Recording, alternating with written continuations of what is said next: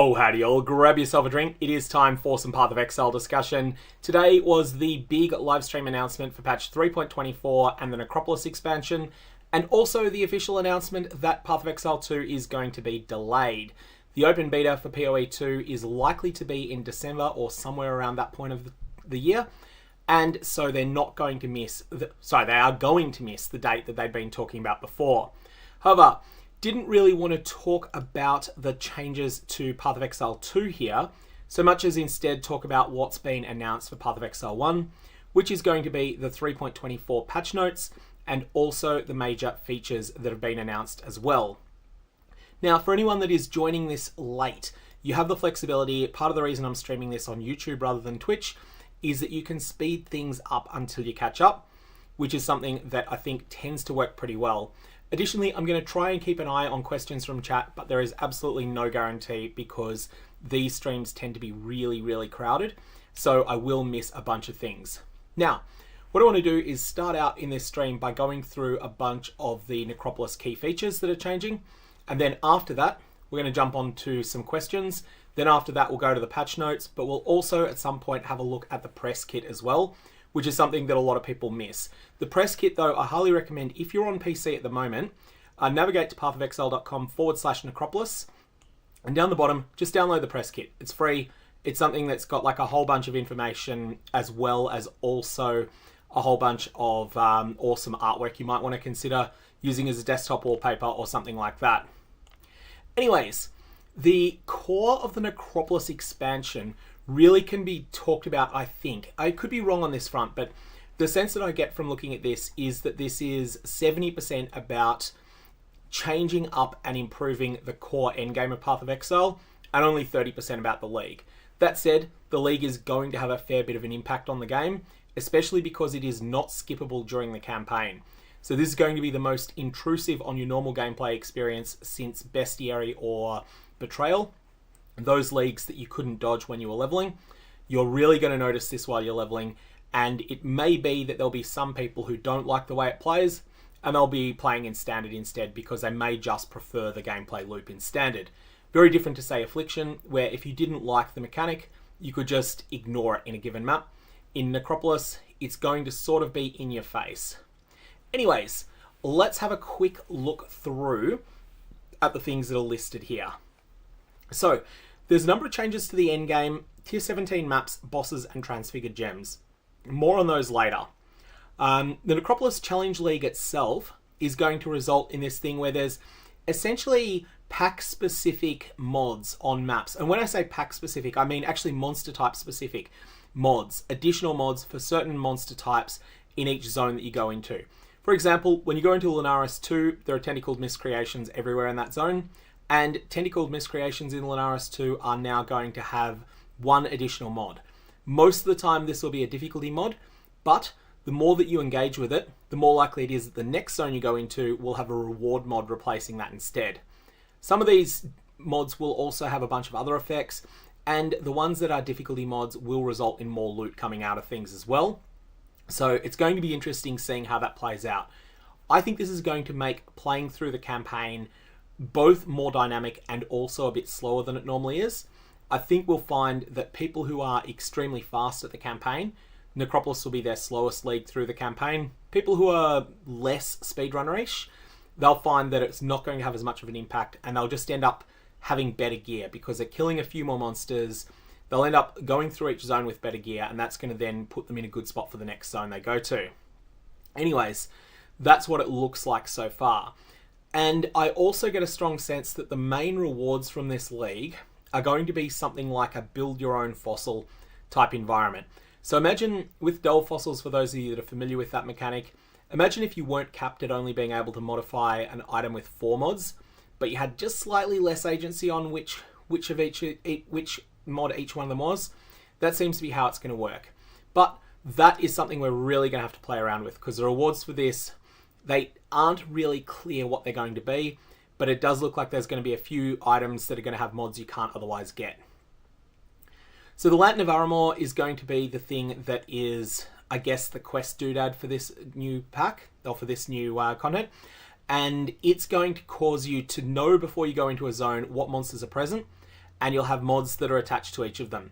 So here you'll see, for instance, that monsters are going to have skills fire 3 additional projectiles. By default, that's with the bottom pack of monsters, but if you prefer to have that on the spiders, you can swap that around. So you've got a lot of agency over what monsters are made more difficult.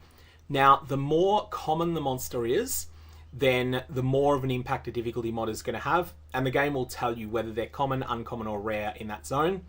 And additionally, it'll also tell you a bunch of other information, just that players may not know about the way that these mods work.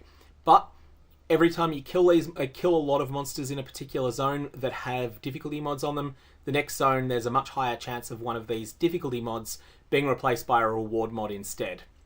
I think that's going to be the core gameplay loop going through the acts, is that you're going to just have a quick look. Won't necessarily need to take long.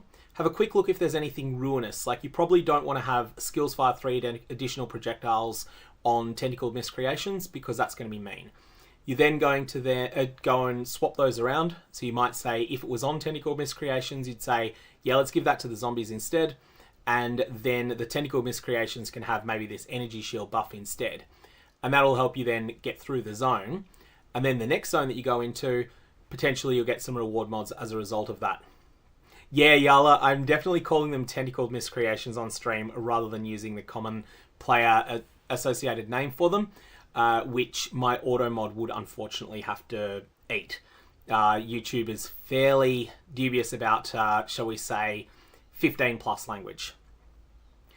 Now, you'll also be able to get you'll be able to fill up the cemetery with a whole bunch of the monster corpses that you collect from doing this, and these things are the fossil equivalents in this mechanic. So 50 to speed modifier tier rating. We don't know exactly what that does, but presumably it's something akin to the effect of a sanctified fossil, but whether it's strong or not to have 50, we don't know. Armor items do not have a strength requirement, so this allows you to bias towards getting dexterity-based or intelligence-based or dex-int hybrid gear. It's not enough on its own. Just having one of these will not guarantee that you get a dex-int base, but if you wanted a dex-int base, then maybe you'd have a good chance of getting it with a filled coffin. And there may also be ones that are related sorts of things, like more likely to have a high level requirement, more likely to be a high base defenses item. We'll have to find out all of that information there. Filled coffin, 5% chance to craft a second item for each undead corpse exercised. So this is going to mean that if you bring this particular coffin into the Undertaker's crafting area, then it's going to then result in you getting additional items from it. 600% increased chance of speed modifiers. Those of you that are familiar with the way that the fossil crafting works will recognize that this is very similar to the effects of, I believe it's a shuddering fossil, maybe it's one of the others. I think it's a shuddering fossil. That's the one that gives you the increased chance of speed modifiers, except that also blocks mana. So this doesn't have any impact on mana mods, which may or may not be a good thing. +1 explicit modifier is something that's going to mean you're more likely to get a 5 mod rare, which is usually the best case. Normally you want 5 mods on rares, except at extreme endgame where you want 6, because with 5 you can then benchcraft the best thing for it. So that's going to mean you are more likely to get that. Instead of being 2 and 3, so 8 in 12 to get 4 mods, 3 in 12 to get 5, 1 in 12 to get 6, you'll instead just be 8 in 12 or 2 in 3 to get 5 mods, which is the best case, and 4 in 12 or 1 in 3 to get 6, which you probably don't want. And yes, someone of course has noticed the Undertaker, the wrestler. It's definitely something that I think is probably going through a lot of people's heads at the moment. Something about 1997 and tables and things like that, and breaking a man in half. That is definitely something that I think a lot of people will think of with this. I actually know that from the person who memed about that all the time over on Reddit.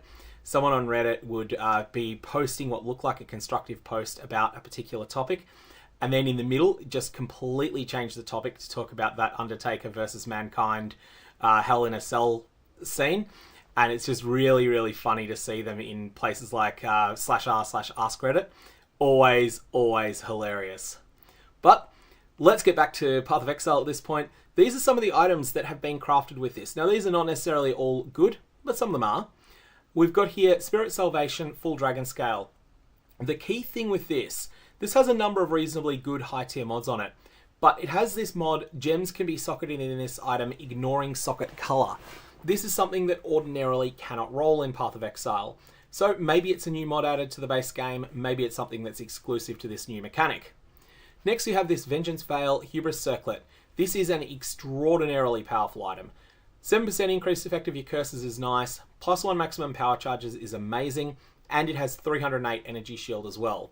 This is a monstrous item, especially when it gets Eldritch Impulses added to it on top of everything else it's got, and I think that this is the sort of thing people would be quite happy to chase after with this new mechanic.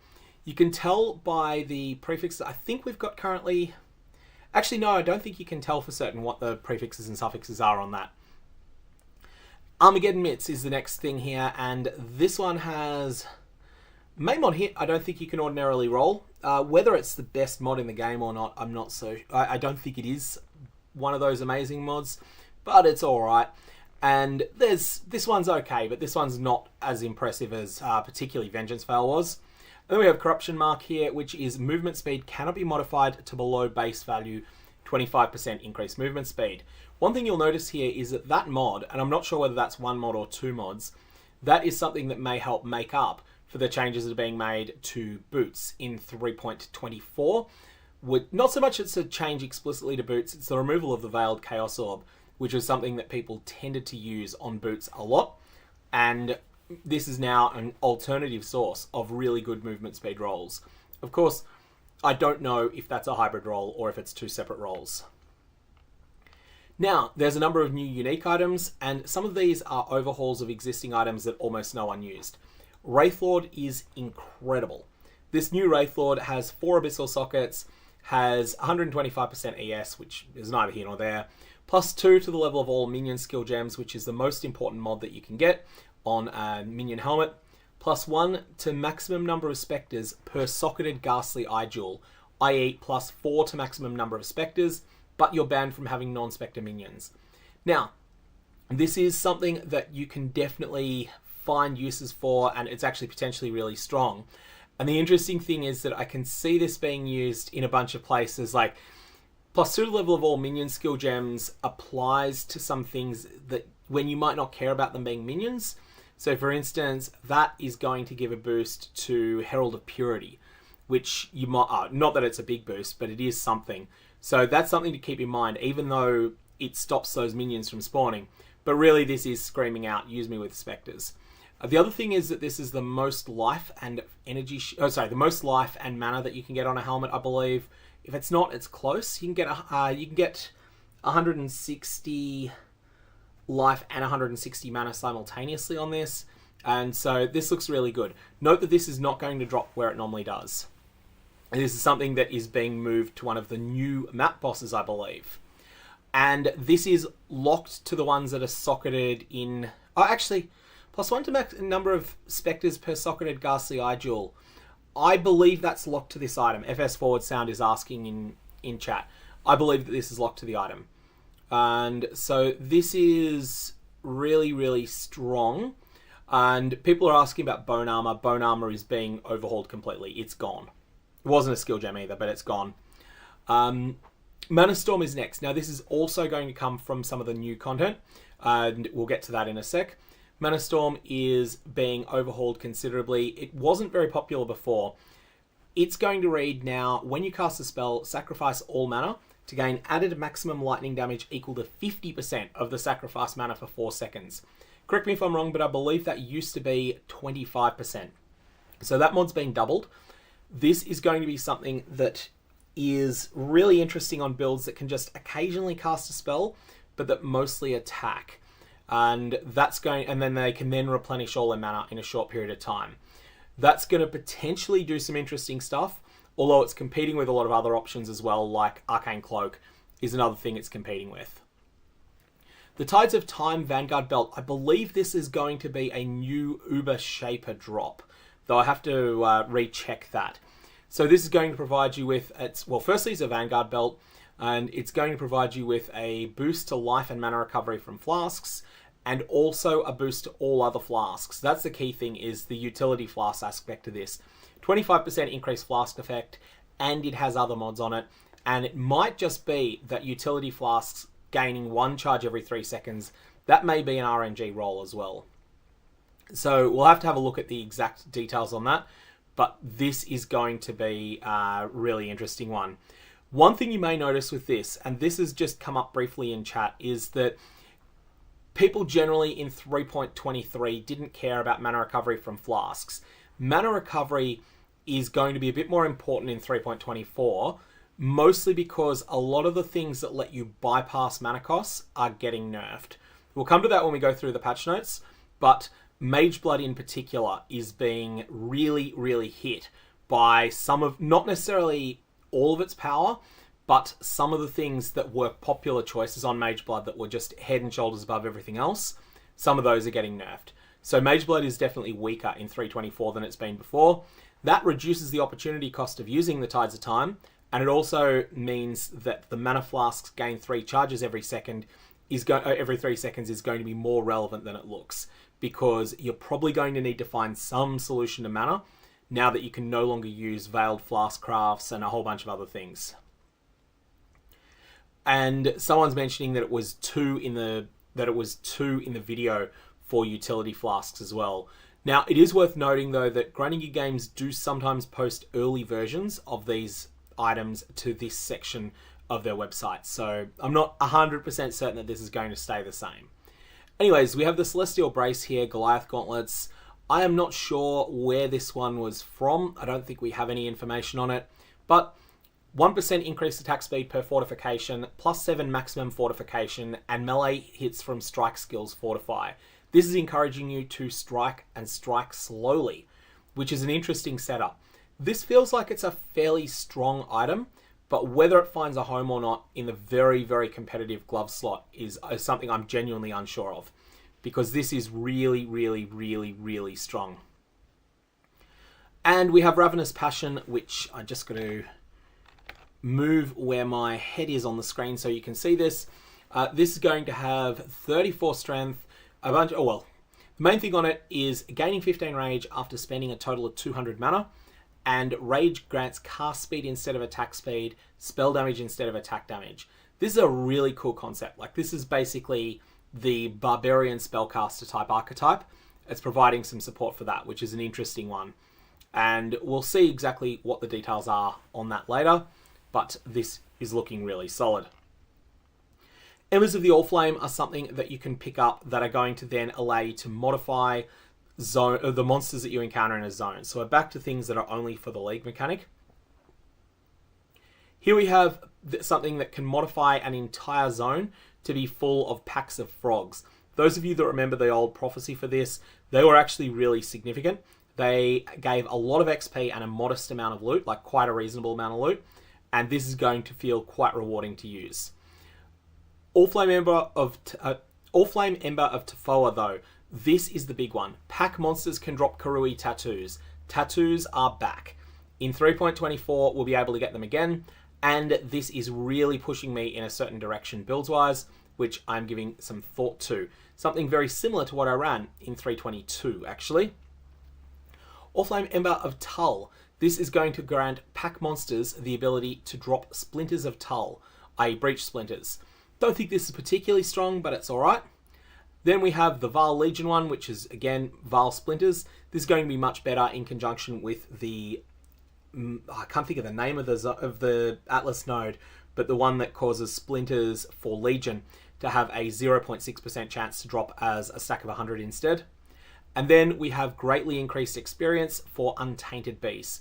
So these are things that you can find that are then going to provide you with a bonus on a future map. These, I think, you can then save up for a while. Tattoos have been nerfed, that has been mentioned in chat, but there are still a number of them that are really good. So we'll come to the details of them. Tattoos in 3.22 were incredibly strong, but there's still space for them to be good in 3.24. Same as, like, I think Penance Brand of Dissipation is still strong in 3.24. Definitely not busted like it was in 3.23, but even though it's been nerfed pretty hard, it still looks like it could be pretty strong. It is also the case that, yes, you can only get the small tattoos, you cannot get the big ones. So that's something to keep in mind. Okay, so here's probably the most significant change. One of the things that Grinding Gear Games are trying to do with this patch, and this is something that will apply to Standard as well, this is not something that is Necropolis only, they're going to add a new tier of maps, tier 17 maps. The goal here is that this is content that is harder than Pinnacle bosses and easier than Uber Pinnacle bosses, because I feel there's way too big a gap between, say, Uber Elder and then Uber Cortex. Uber Elder is a bad example there because it's a regular Pinnacle. Let's say regular Maven and Uber Cortex, there's this massive gulf between them. They want something in between so that if players are in that position where they feel like they've got the core Pinnacle bosses on farm, or at least that they can beat them whenever they want, even if they don't want to beat them very often, but that they feel that the higher bosses are unapproachable, then this is going to be the solution there. Now, the tier 17 maps are going to drop in tier 16s. They are unmodifiable. So if you get bad mods on them, bad luck. You got to either trade it off or try and figure out something you can do with it. And they also look pretty mean. These are going to be entirely new tile sets. And additionally, they're going to have bosses that are familiar, but that are quite dangerous. Quite a bit harder than normal map bosses. For example, one of the new bosses is going to be the Synthesis Breaking the Unbreakable. It's going to be an Uber version of that fight. And Breaking the Unbreakable is not a trivial fight. That is a really well-designed fight that people don't do very often because, well, it doesn't have rewards that are worth repeating. That's going to change here. Now, this is going to cause a bunch of things to show up. This is going to allow you to get Item Level 86 items more easily than you can in the current endgame. There are a number of ways of getting them in the current endgame, and some of those aren't going to apply in 3.23. In 3.24. But in 3.24, you'll be able to get from tier 17 maps, you'll be able to get I-86 items, and it's just going to be a shake-up. Some things will be more and less available than they've been in the past. I believe, and I'm not sure on this, but I believe that when you do one of these, you will get a fragment for an Uber boss fight, and you need 5 of the same fragment in order to get into one of them. So the Devouring Fragment, you need a set of 5 of these, and then that will allow you to attempt the Uber Eater of Worlds once. You'll notice that it says in the grey text on this, it's not in the blue text, it's in the grey text, where it says use 5 of these in a personal map device to open portals. Now, something that's very important to note with these is that you will get the 5-way map device in a new way in patch 3.24, no longer tied to Legion. Instead, it's tied to doing your first tier 17 map. Now, Buried Zone here is another one of these, and then we have the really mean Godless Cage, which has double reflect on it. This is something that's quite interesting in that they're, broadly speaking, a lot of these mods are just one tier above the red tier map mods, but some of them are brand new. Rare monsters have volatile cores. Player skills which throw traps and mines throw 1 fewer instead. A whole bunch of things that have changed, and this is going to take a whole bunch of exploration to work out what the best player skills are in order to do these harder maps. So that is going to be the first high-level overview of the Tier 17 content. I really like this idea where they've gone for something that is a clear step up from 16s, but a clear step down from Uber Pinnacles. Not sure they'll get it exactly right first try, but I do think that it's a really good idea and something they can iterate on if they get a little bit wrong. Now I've got the biggest change for endgame that I can think of, which is the ability to spec multiple Atlas passive trees simultaneously and swap between them.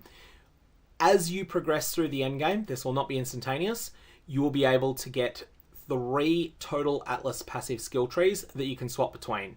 This is going to be phenomenal, especially with the changes to endgame consumables, which will come up shortly. Ultimately, the endgame consumables changes are going to be a big nerf to top 1% players and a probably neutral change to people who are not 1%ers and not close to 1%ers. But we'll come to that later when we talk about the removal of sextants. And here we are. Reworked endgame content systems. Scarabs, which can now be used to enhance your endgame maps, have been overhauled. A myriad of new options have been added, giving ways to push the challenges and rewards of endgame maps to new heights. The Atlas passive tree has been improved to grant more access to content than ever before. However, at the same time, sextants are being removed entirely. Some of these new scarabs are better than existing ones, especially the divination scarab one. Like the 20% chance to get a whole stack of divination cards is huge in some situations. And a number of them are things that transform the way that maps work instead.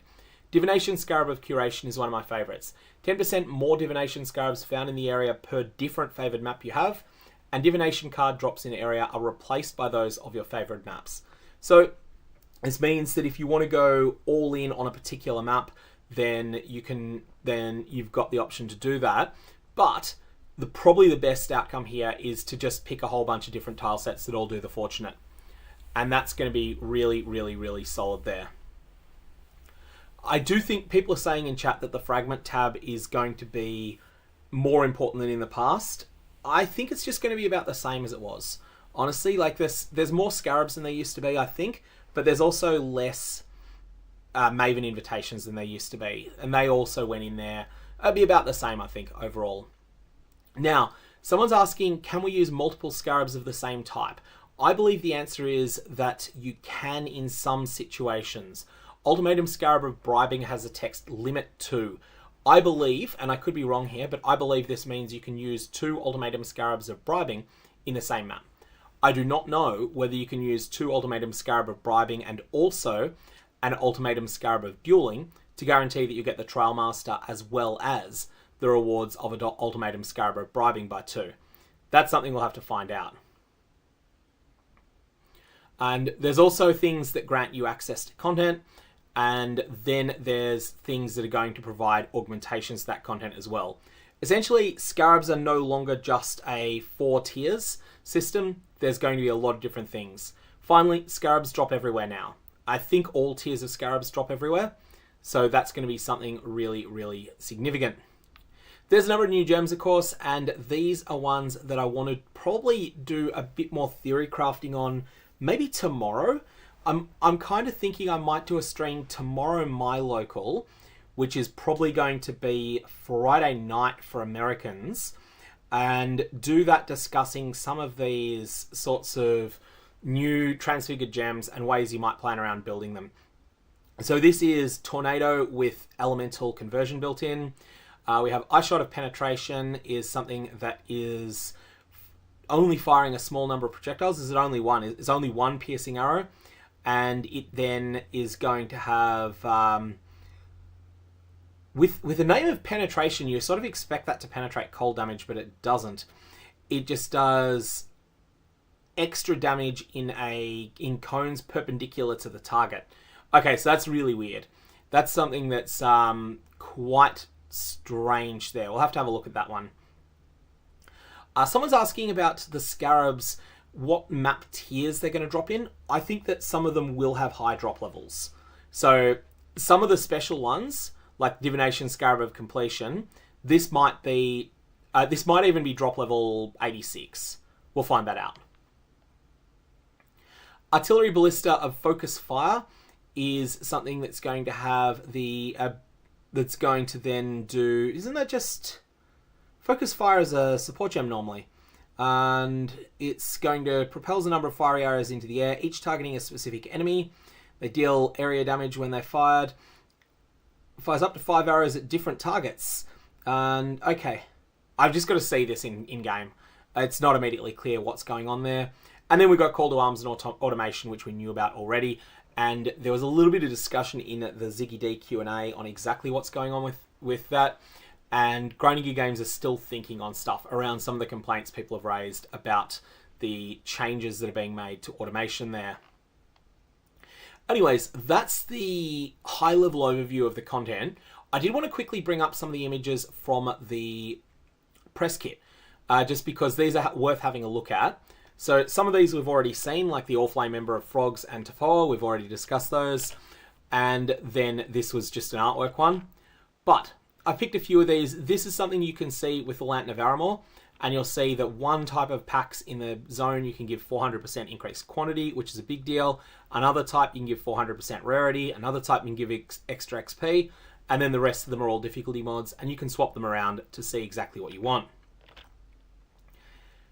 This is the new interface for the map device. You'll see that master missions have been completely shunted off this. Master missions are still going to exist, but they're going to be accessed in different ways. And we don't have all the details yet, unless that's something that comes up. People asking where Chris Wilson is. He was there at the start of it. He definitely showed up at the beginning. Patch notes are up already, Alex. We're going to be jumping over to them probably in 8-10 minutes once I get through all of the other small stuff first. But yeah, I have the patch notes open. This is just a screenshot of the interface for the 3 Atlas passive skill trees, at least the way that it's set up. You'll also see there's a few new scarab clusters, and these let you prioritize particular types of scarabs that you care about. So, for instance, if you wanted to get whatever this green mechanic is, maybe this green mechanic is Abyss. This might allow you to prioritize getting Abyss scarabs at the expense of other scarabs. Another thing that's of note is that there's a few changes that are significant to the Atlas overall, and we'll get to that when we discuss the changes that have been made in the patch notes. Things like the removal of Wandering Path, which is going to be a huge impact to the PathOfExile racing meta. This is just another example of one of the crafts in process, and you can see here 25% chance of fracture and explicit mod, 300% increased chance of mana mods, +1 mod, elemental mods are rarer, fire mods are rarer, physical mods are rarer. This is something that you can get a lot of biasing of items that you forge through the new crafting system. Well, this is one that we really want to play around with and get a sense of exactly how it works, because it feels like it has a lot of potential, and it feels like it's basically delve fossils but with more complexity and potentially more depth, but we'll have to see. These are all of the different ultimatum scarabs. So there's something that provides inscribed ultimatums. So there's the XP one we've already seen. There's the guaranteed trial master, and there's the catalysts are the only rewards that you'll get. The catalyst one is one that appears to look like a winged scarab, so presumably that's quite high end. Also, the inscription one, surprisingly, is considered fairly high end. Here are all of the different fragments that are used to access the Uber bosses. Again, you need 5 of the same one in order to fight one of the Ubers. And I think there'll be 100% drop rate to get a fragment from the tier 17 map bosses, although we'll have to find that out. Prospero's Wager is something that you'll be able to get access to as a keystone on the passive tree. This is something that modifies the way the current league works, which is something that grinding your games have never done before. The Atlas passive tree will now have support for this league, but more in the sense of here are some options to change the way that this league mechanic works, rather than here are some ways that you can augment your chances of getting it or make it better than it is. This is really about transforming it rather than improving it. A couple of uniques we've already discussed, Ravenous Passion and Celestial Brace. A few more examples of tier 17 maps. And actually, jump back to that one. Players are assaulted by bloodstained saw blades. That sounds cool. And you can see a bunch of things here that are just smaller versions of Veldo map mods, like monsters have +1 to maximum frenzy charges, monsters gain a frenzy charge on hit, which is something that is available on Veldo maps as well, except in Veldo maps it is +6 instead. Monsters fire 4 additional projectiles. I think that might be +6 on Veldo maps. There's a whole bunch of things along those sorts of lines. And also petrification statues. Volatile cores might be something similar to the volatile mechanic that exists on the Veldo maps as well, but we'll have to find out all that detail. Now, we have a number of new gems that have been added as well. So let's just have another quick look at these as we're going through here. Artillery Ballista of Cross Strafe is going to summon a ballista totem that propels a sequence of fiery arrows into the air. The arrows impact the ground in 2 perpendicular lines, each dealing damage to areas around it. So it's going to basically fire across on top of the target that it's firing at. And this is going to fire additional targets, 6 arrows that are fired, and they're going to be converted to fire land in 2 perpendicular lines. This is basically going to, fire across. It's going to be the attack equivalent of Awakened Spell Cascade, and it's also going to have 1 additional zone on top of that. Here's the Artillery Ballista of Focus Fire again that we were looking at before, which was the one that wasn't exactly clear off the top of my head from a first reading what this does, unless it's Each targeting a specific enemy is, unless this is just designed for when monsters are stacked on top of each other. Eye Shot of Penetration we had a quick look at before as well. Incinerative Expanse is something that's new. Continuously launches a torrent of fire from your hand, repeatedly damaging enemies. As you channel a skill longer, the flames spread wider closer to you and spread longer directly in front of you. When you stop channeling, you release a slow-moving wave of fire damage over a very large area that will apply a powerful ignite. So that's something we'll need to play around with on that. Incinerative Venting continuously launches a torrent of fire from your hand, repeatedly damaging enemies. As you channel this spell longer, the flames spread wider closer to you and spread longer directly in front of you, but this does not have that build-up skill and presumably does more damage to compensate for that. Poisonous Concoction of Bouncing. That's a cool idea. So this throws a single bottle that releases a burst when it hits the ground, dealing unarmed attack damage in an area with a chance to poison. Skill Chains, bouncing randomly to deal damage multiple times. Can drink flask charges when you use it in order to do further damage, and requires an empty main hand and no offhand weapon. So modifies the numbers of projectiles instead apply to the number of times the skill chains, and it chains twice, and it has a high chance to poison, high chance to crit. So this one's intriguing, but it's really going to come down to the numbers as to whether or not it ends up being good. It feels like it might struggle a little bit with single target. Tornado of Elemental Turbulence we had a look at before. This is the one that causes the tornado to convert all of its damage from physical into a random elemental damage each time it's used. And then we have this image, which we've already seen as well. So let's go through the patch notes in a sec. I'm just going to take a really quick breather before we do that, and then we'll go through all of the details as to what we've got here.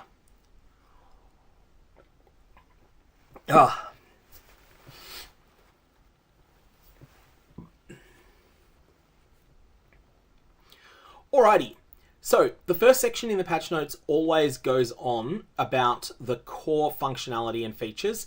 Essentially, this is just mirroring what we were discussing when we were looking through the PathOfExile Necropolis announcement page. So there's not going to be any more information of note here. It's just basically giving you the summary of what there is, and also that there's going to be 40 new challenges, or 8 in Ruthless Necropolis, and there'll be MTX rewards that will be coming up, be unveiled later, that will be available there. Now, things that are going to be added to the core drop pool for uniques. Storm's Gift, Name Taker, Pragmatism, Burden of Shadows, Flawed Refuge, Trickster's Smile, and the Untouched Soul. These are the uniques that dropped only from Affliction-specific content, with the exception of that which was taken. In fact, let's have a look if that which was taken is anywhere. It is not listed there. Okay, so let's just go back to where we were, which will be if we look up Pragmatism, we'll find where we were. So, that's interesting there. We're now going to go through here So those uniques are going to be added to the core drop pool, and I expect that the Burden of Shadows will be the rarest of these. Not because it's particularly good, but because it was very, very rare in Affliction League. And so that's probably going to continue. The rest are probably all fairly common. Wouldn't surprise me if Burden of Shadows is tier 1. Pragmatism might be tier 2, and the rest probably all tier 3, 4, or 5. Although grinding your games sometimes surprise on that. Okay, we've got here the changes that are coming up with news gems. Sacred Wisps is a new support gem that's being added. I really want to see this in action. I kind of hope that Grinding Your Games showcase a full map run of this. This was briefly shown in a video they did, but this is going to support attack skills that are used with wands, and they can only be used with wands. Can't support Vaal skills, minion skills, movement skills, or skills used by totems, traps, or mines. So basically, just for proper wanding skills. Now, what it's going to do is it's triggered by supported skills to summon Sacred Wisps, which then use the triggering skill when you do. So the longer that you stay in one place and keep attacking in a row, the more Sacred Wisps will build up to a limit. I think the limit's only 2, and those wisps will mirror your attacks. This is sort of Mirage Archer, but where Mirage Archer is specialized in improving your ability to hit multiple targets effectively, Sacred Wisps looks like it's going to be exactly the opposite. in that it's going to amp up your ability to deal single target damage or multiple weak targets, multiple medium strength targets. It should be really good in those situations. So that's going to be an interesting thing that's going to be done there. People are discussing the removal of sextants. I think this is very much designed as a way to close the gap between top 1% players and the majority of the player base. It's about a lot of the changes we see here are about either providing a clear step to go from being a middling player to being a top 10% player, and then from a top 10% player to being a top 1% player, but also at the same time reducing the gap between middling players and top 1% players. A lot of these changes, like removing sextants, is something that's going to mean that people who extensively trade are not going to have as much of an advantage over people who don't. That's the intention there. And that's going to massively improve things for people who are not in that top, who are not in the top 10% now. I think the top 10% now actually will probably feel that there's some nerfs happening here, especially once you play it, and things like some of the more degenerate strategies that weren't sustainable for the whole player base, like, for instance, the sextants for strongboxes that gave 500% increased item quantity for an entire map, potentially. Those things are going to be really pulled back, because you're not going to be able to stack as many loot multipliers on one map. But at the same time, as they're doing that, they're also making it so that some of the rarest drops in the game are going to be more common for other players. Like, for instance, Headhunter and Mageblood are getting 150% more multiplier to their drop rate, and I assume that's going to be true for all of the tier 0 rarity uniques. So they're going to drop a lot more as regular drops, and then at the same time they're going to be making it so that they're going to be essentially making the game, just as I say, narrowing that gap between top 1%ers, top 10%ers, and typical endgame players. I think that's the goal. Okay, we've got the new skill gems here, these hybrid skill / support gems, automation and call to arms. Enough on those in the day 9 video that I put out before the league. They were spoiled early and they caused huge controversy, and that controversy is still being worked through at the moment. I actually hadn't noticed the Sniper's Mark nerf, Arthur. I'll be interested to see that when I get to it. I haven't checked everything through here. Some of this is my first response to some of the parts of the patch notes, because they've only been out briefly. The number of new transfigured gems, and I think we've seen most of them.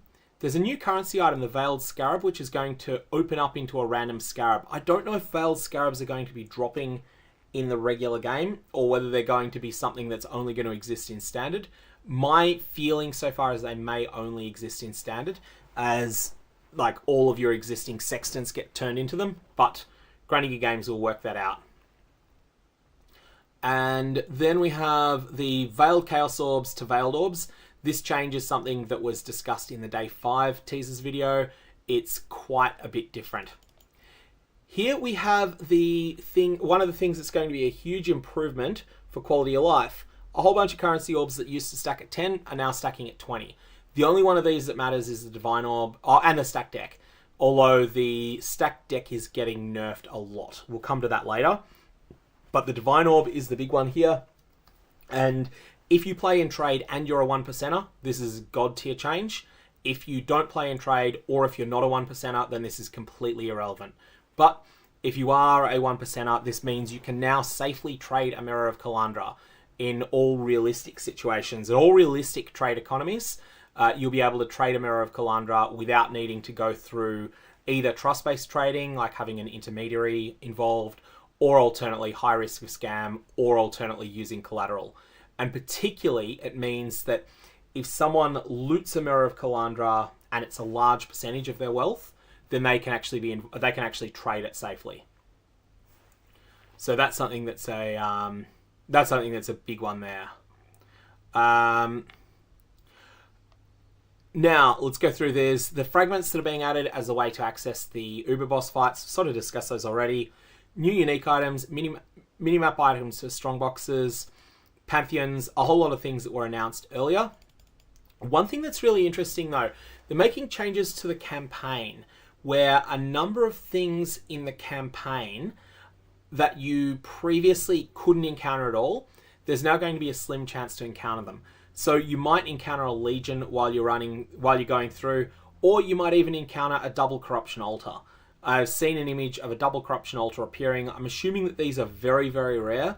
And the idea is that you will see a couple of these total items, total events when you're leveling, and that most of them will be things that you, most of them will be the things that are not particularly exciting there. Now, there is going to be something where you can convert an alternate art unique into an account-bound microtransaction that will change the appearance of an item to match the destroyed item. So this is going to be really, really transformative to Standard. This is probably the biggest change in Standard, honestly. If you're someone who's at the high end of Standard, there's going to be a lot that's going to be changing there. Changes being made to, well, there's just additional stuff that's being added to the Valdo's puzzle box and the Voidborn Reliquary. So these would be things that were already commissioned, they've just been added in. And there's some dialogue upgrades for the Witch, which will be interesting. I think I'm probably not going to play a Witch in this league, so I'm not going to get to see them. And then there's a number of other little things that are going on here that are just small stuff. The endgame improvements is the big thing. And like I said, I think that for some people, they might decide they don't like the league mechanics, but the core game has changed enough they're interested in playing in Standard. And this is going to be something that, yeah, some people will go to there. The key things, though, what we've already discussed at the moment is that they wanted something that bridged the gap between Pinnacle bosses and Uber Pinnacle bosses, and that's what the Tier 17s are for. And they've also completely overhauled the loot drops from regular bosses, regular Pinnacles and Uber Pinnacles. They're making it so that if something can drop from the Uber Pinnacle, it can't also drop from the regular Pinnacle boss. Now, there'll be a few things to watch on this. What happens with Awakened support gems is going to be a big one, and I'm not aware of that, but we'll find that information out as we're going through here. And there's a bunch of other stuff that will come up as questions. But the key thing is that those unique items that come from Pinnacle bosses have the potential, at least, to be a bit better. So, well, the core problem they're trying to solve here, though, is that the access to the normal versions of the bosses felt wasteful because you were sacrificing a chance to attempt one of the Uber versions, and the Uber versions were just miles better in terms of reward. So, all of the Atlas passives that used to grant access to the Pinnacle bosses, these are all being removed, and instead they're just new fragments that are being used there. Those fragments are going to drop from Tier 17 maps, and the Tier 17 maps always are unmodifiable. There are 5 Tier 17 maps that are being added, and an existing unique item has been removed from the core drop pool for each of them and now drops exclusively from these bosses. These are going to be improved substantially. The Dark Seer now has +2 to the level of all spell skill gems and has a number of other little changes to it. Key things there, +1 to 2 to maximum mana per level, and also to energy shield per level. In reality, if this item is even remotely valuable, you're going to divine that to be perfect on both. And so it's going to be basically +2 to all spell skills, 170 mana, 170 ES. This is pretty substantial to have on a scepter, and something you could conceivably dual wield as long as you've got increased percentage damage somewhere else other than your weapon. And this could be really, really good. And then we're just going to look at, make sure if there's anything else that changes with the Dark Seer and what the original stat was.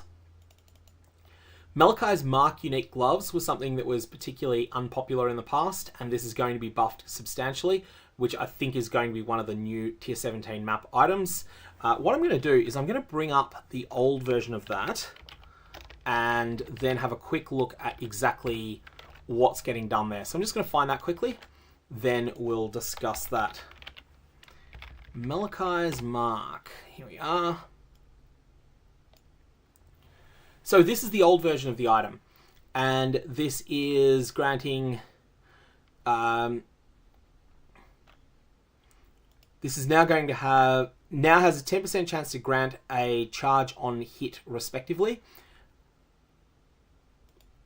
when you've got one of these effects. This is Malachai's Endurance, which was only on kill. Okay, so this is going to mean that if you can increase your charge duration for all 3 charges to be in the sort of 14-second range, which is not hard to do, then Malachai's Mark is going to pretty much keep you at full charges all the time. And it's not like these are trash otherwise either. So this is something that's looking fairly solid. I think this is going to be a really good item. You do need to invest a little bit in charge duration. You need to realistically get your... I think against bosses that don't have invulnerability phases, like 14 seconds is going to be enough. It defaults to 10 seconds. And I think that there is actually a Atlas notable that may solve that, which I'm going to have a quick look at now. So let's just bring up the online character planner and then have a quick look at that. I think there's a I believe there is a charge node that does that. 100% increased charge duration, charge mastery. Yep, I'm right on that. So that's another thing you can do there.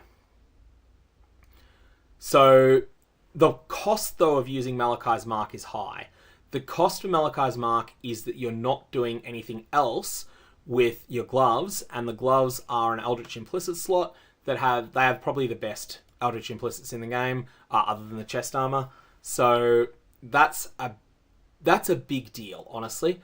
That's going to be interesting to see whether people want to make that work or not. I think you can. I think you do. And it's just going to have all your charges at max is a huge reward. It does mean that it's going to impose a fair bit of ramping up time. You're not going to get all of your charges until you've been fighting a boss for maybe 10 or 12 seconds. So it's definitely worse than Relicash, although Relicash boots are getting nerfed in this as well, which we'll come to shortly. And yes, this is a tier 17 map boss drop. Mana Storm is being overhauled quite a bit, and it's going to have a bunch of different new mods on it. But the key thing is that the most important stat is that the damage that it provides is doubling it, which is a big deal. That's going to be really significant. Mana Storm is going to be quite an interesting item at the moment. Whether it's good or not, I'm not sure, but it's certainly something that's worth looking at. And then Wraithlord is a massive different item entirely. This is going to have 4 Abyssal Sockets, plus 2 to the level of all minion skill gems, and also is going to have plus 4 Spectres if you've socket only Ghastly Eye Jewels, but it also prevents you from using anything other than Spectres as minions. This is going to be an interesting one that I think may actually be at its very best when you're dealing with a skill that has the minion tag but that isn't really a minion skill. That's going to potentially be where it's best, but I've just got to look through everything in that category. And Yoke of Suffering is getting a huge buff here. This is going to be way better than it used to be, and this is going to be a real build empowering item. Let's bring up Yoke of Suffering for anyone that's forgotten it, because it hasn't been meta for a while. This used to be meta for a period, and it's incredibly good if you can get indirect chill and shock through the use of Skitterbots, and you're using Secrets of Suffering. So that's the setup that people tend to use. That allows you to inflict 5 different ailments on enemies, and once you've got 5 ailments, you're then inflicting, in the old version of the item, 25% increased damage taken, which is equivalent to a 25% shock, but there's now going to be a 50% increase here. So 50% increase in damage when you've got a perfect roll.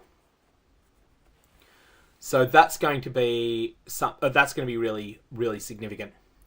Now, something that's mentioned here that is not elaborated on that I think could be huge. We've also made a few tweaks to the Uber Pinnacle boss fights, so their difficulties are more balanced with one another. Now, there's a lot of things that this could mean, but I do think that this means that they are going out of their way to absolutely and utterly crush the people who do 500 Uber Eater of Worlds in a day, 500 Uber Searing Exarchs in a day. I think they're going to make it so that it is no longer possible to kill an Uber boss in 40 seconds, no matter how much damage you've got. At least that's the speculation that I'll be making there. And that's that's what I think is going to come up. There is also, yeah, people are talking about Spectres and are Spectres any good or not. I do think there'll be new Spectres with the new League mechanics. And also, it's also possible that the Wraithlord gives enough that combat Spectres become a thing again as well. Like, it's giving a lot of damage and also just a lot of power. Combat Spectres are something that aren't there at the moment, but I'd keep an eye on them. I'm definitely not willing to write out the Wraithlord as an item that gets used, and especially because it provides such a boost to you as the player as well. It gives you a lot of power too. Like, 4 Abyssal Sockets is quite a large amount of quite a large boost on character power. Now, Void Stones, this one's interesting. Void Stones each now provide Tier 16 maps dropped in areas have a 0.5% chance to become a Tier 17 map for each socketed Void Stone. So the way that I read this is if you've got 4 Void Stones socketed, this is actually an 8% chance. If you've got 3 Void Stones socketed, it's a 4.5% chance. If you've got 2, it's 2%. And if you've got 1, it's 0.5%. That's because they're going to be quadratic scaling. This is worded in a way that's designed to make it so that the 4th Void Stone provides much more of an impact than the 3rd. And that's, yeah, what they're going with there. I think what Tumult's talking about there is that the difficulty of Ubers, I think their goal here is to make it so that there's just a clear stepping stone on the way to Ubers. That's what they're going for here. They're going, all right, we're going to have, we've got our Ubers. They're at a level that is right for the top 10,000 players. Then there's the Shaper type bosses that are perfect for the 150,000th best player, but there's nothing for the 25,000th best player. And I think what they're going for is something that fits in that gap. If you want to get to the point that you can beat Uber bosses, but they feel overwhelming at the moment, then maybe this is going to be the step on the way. All right, here's the big changes that are taking place to Sextants and Master Missions. What I really agree with here is the starting line. With every expansion added to the game, we've been increasing the complexity of running maps, aka more time spent doing chores that are not actually killing monsters, and less time actually running the maps. They're trying to now get this to be more pared down. And also they're trying to avoid a situation where you forget a critical step. And so what they're doing is they are removing Sextants and Master Mission selectors and putting more power into Scarabs and the Atlas Tree instead. The Atlas Tree is getting considerable buffs, which will make up for most of the losses here. The Master Missions are going to be available, like all the Masters are going to be available through Scarabs as well. And there's also going to be a number of other things coming up along those lines. But the key thing is that you'll be able to then juice up maps probably to slightly lower levels than you used to be able to if you were at the very top end of play. But if you were not at the top end of play, your default maps are going to be juicier than they were in the previous leagues. That's my belief here, and that's what it looks like is going to happen. Everything that's currently a Scarab is also getting converted to a Veiled Scarab upon logging in for 324. So everything that's one of these map modifiers is getting changed into a Veiled Scarab, which will then open up into a random Scarab after that. And then, okay, so one thing I'm not sure about though is how exactly it's going to work with banking up missions, if you can at all. It looks like you probably can't bank them up except through the use of Scarabs. Now, previous sources of Sextants as rewards are going to be shifted over to be Scarabs instead, and that's probably going to be where Veiled Scarabs will come up. So they're probably not just a standard only thing now that I think about it. Inscribed Ultimatums that require Awakened Sextants will now require Stacked Decks instead, and reward Stacked Decks instead. Sanctums that will award Awakened Sextants will grant Veiled Scarabs instead. And the Crucible passive skill that causes an item to sell for additional Sextants will now cause it to sell for 1 or 2 of each Cartography Scarab, depending upon the tier of the modifier. Okay, Veldo maps are getting changed to provide Scarabs instead of Charged Compasses, and also there's going to be a change to the ones that gave Maven invitations. They're also going to give Scarabs. Harvest enchants that caused sextants not to be consumed is going away entirely, and 2 divination cards are going to be taking a breather until their commissioners end up redesigning them. Scarab overhaul here is really substantial. Like we discussed that in the section earlier in the video where we were talking about some of the new scarabs that were coming up in the game. Where are we? Here we are. Like there's going to be a bunch of things that are just a bit different, and that some of them are still basic and they add content, but then some of them do weird and wonderful things like force the Trial Master to appear, or cause ultimatums to only provide catalysts, or cause divination cards to drop differently, or cause divination cards to have a chance to drop as a full stack instead. Whole bunch of things that are coming up are significant, but we've sort of already discussed a lot of those. You might come across scarabs that simply grant access to different content, and others that cause content to grant better rewards and its monsters to yield more experience. Each type of scarab has multiple versions, so if you want to fully invest in a single type of content, you can do so. They're all world drops and no longer have tiers, although they sort of do, because some of them are that, like some of them are ultimatum encounters only have catalysts, and things like that. So there sort of is a tiering thing in there as well, but that's worth keeping in mind. There's a lot of new options, and in that sense, they're just scarabs are a more complex system than they used to be, whereas a lot of other complexity is being removed in other spots. I think this is going to make it so much easier to explain how the Atlas works to people and to explain the process of running maps. That, more than anything else, is going to be the biggest change in this patch for most people. There are 20 new scarabs as well as the reworks, and it is reducing your capacity for variety, which is why they're adding that. They're introducing more access to content on the Atlas passive tree, and you'll be able to reliably access content like Breach or Legion solely from your Atlas passives. And now, Incursion, Delve, Betrayal, and Bestiary are now accessible through scarabs and have more reliable investment options on the Atlas passive tree. Not only that, they can come together on the same map. The Atlas notable passives that cause your maps to have no chance to contain specific content now also causes scarabs that drop in your maps to not be that type of content. So for example, if there's a heist scarab, if you were to take the straight and narrow nodes which block heist, then it would also block your scarabs from being heist scarabs. That would instead be something else. These notables now have your maps have 2% chance to contain other extra content that can be turned off through Atlas passives, instead of your maps have 2% chance to contain other extra content. That's actually a pretty significant buff, I think.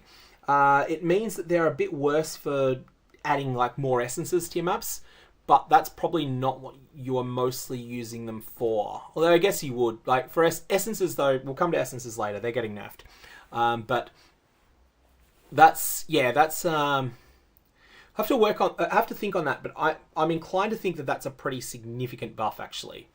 Scarabs are now stacked to 20, and previous vendor recipes for scarabs have been removed, although you can vendor 3 scarabs for a single scarab of a different type to all of the vended ones. Following divination cards are being turned off, more is never enough, and rebirth and renewal. These are the ones that specify us a tier of scarab, so not just a category. Like the card sharp says, give me a divination scarab. More is never enough is a gilded scarab. Rebirth and renewal is a winged scarab. These are being turned off short term.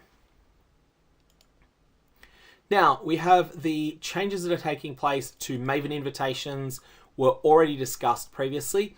Basically, it's going to be instead, Kirak is going to then sort of automatically supply these to you, but they'll be unable to be traded. So in a lot of ways, this is better. In a couple of ways, this is worse than the status quo. I think most people will prefer this setup, but what's going to feel really awkward is if you can't yet beat a particular map boss. If you can't beat an invitation, doing the prerequisite content for it is going to feel worse. Now, we've got the Atlas passive tree section. Jesse Craft just mentioned they've just got here in time for the Atlas passive tree, but I assume you're not the only person that's just joined the stream. To anyone that has just joined the stream, one of the advantages of doing it on YouTube is that people viewing can rewind and can even speed it up to 200% until they catch up if they want. Although it's going to take you a while to catch up. Even at 200%, it's going to take you 64 minutes to catch up to where we are at the moment. So up to you whether that's worth your while or not, but that's something that you've got an option to do there. Alright, so we've already discussed that the Atlas passive tree is going to allow you to have 3 different tree layouts saved that you can swap between on a map by map basis. You're not going to get these automatically. They're things that you can pick up over time.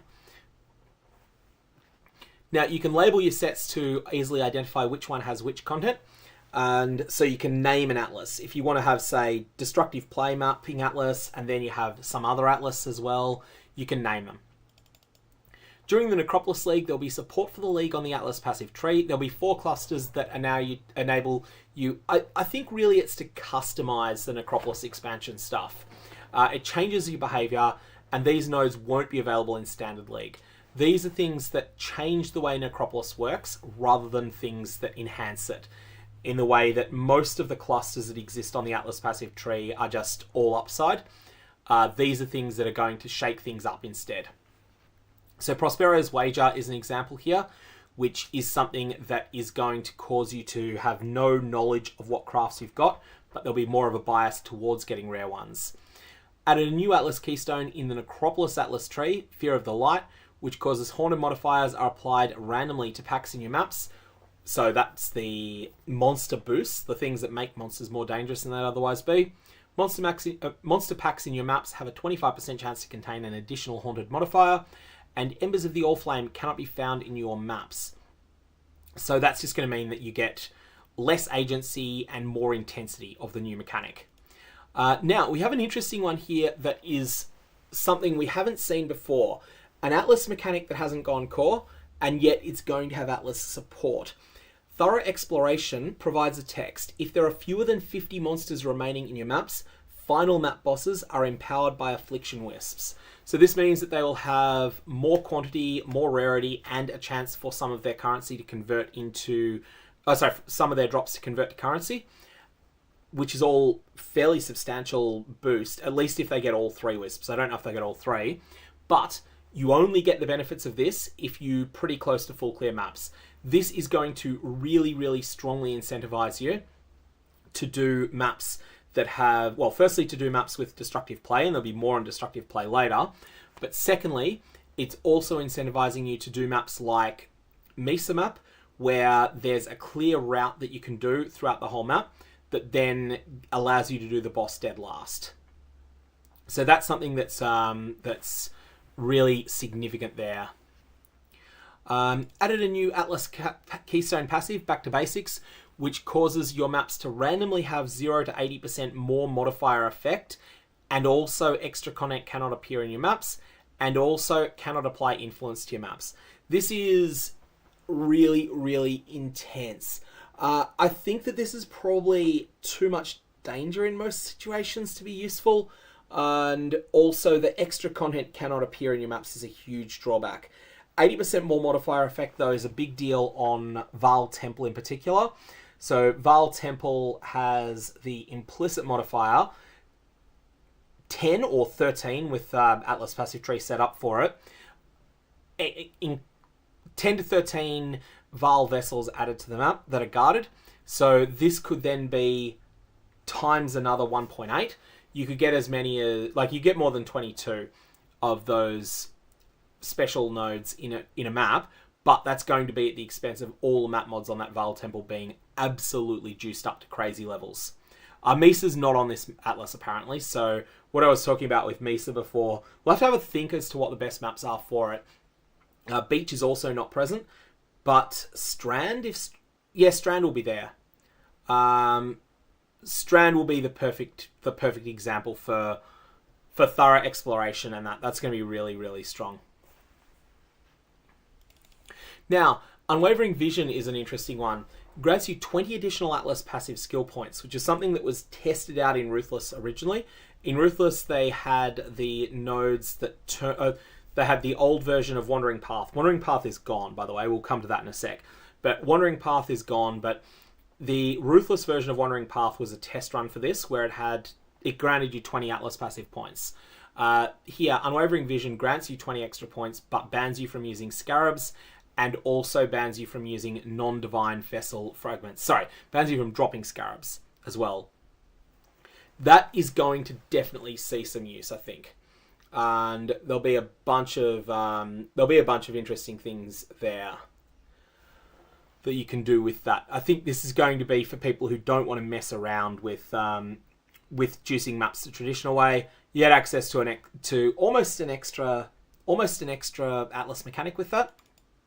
Now, 7th gate is gone. 7th gate is actually default now. So no need to spec a whole bunch of extra wasted points for that. Growing Hordes was the one that converted scarabs into pack size. That's gone. All Hands was the one that modified Master Mission effect. That's gone. Stream of Consciousness was the one that was sort of very similar to Unwavering Vision. That's gone. Grand Design, the one that granted pack size at the expense of turning off small nodes on the Atlas. That's gone. And Wandering Path, the one that doubled the effect of small nodes at the expense of turning off large nodes. That's gone. So there's a number of changes there. Wandering Path has to be talked about here. This one is an enormous change. Wandering Path was the meta for day one progression for people who wanted to get to the top end of content fast, and the entirety of that meta is basically gone now. Getting to tier 16 maps is going to take longer than it used to if you were one of the fastest people to get to tier 16s. In particular, it's no longer going to be possible to do Searing Exarch Eater of Worlds runs where your approach to tier 11 and up maps is just to transmute them, not to elk them. You're going to need to focus a little bit on map sustain. When I say focus on map sustain, that just means elking maps and maybe chiseling and elking them. It doesn't mean you need to go really hard on it. But that's going to be impactful. It's going to mean people will spend more time in white maps and more time in yellow maps, and then will get up to red maps the way they usually did.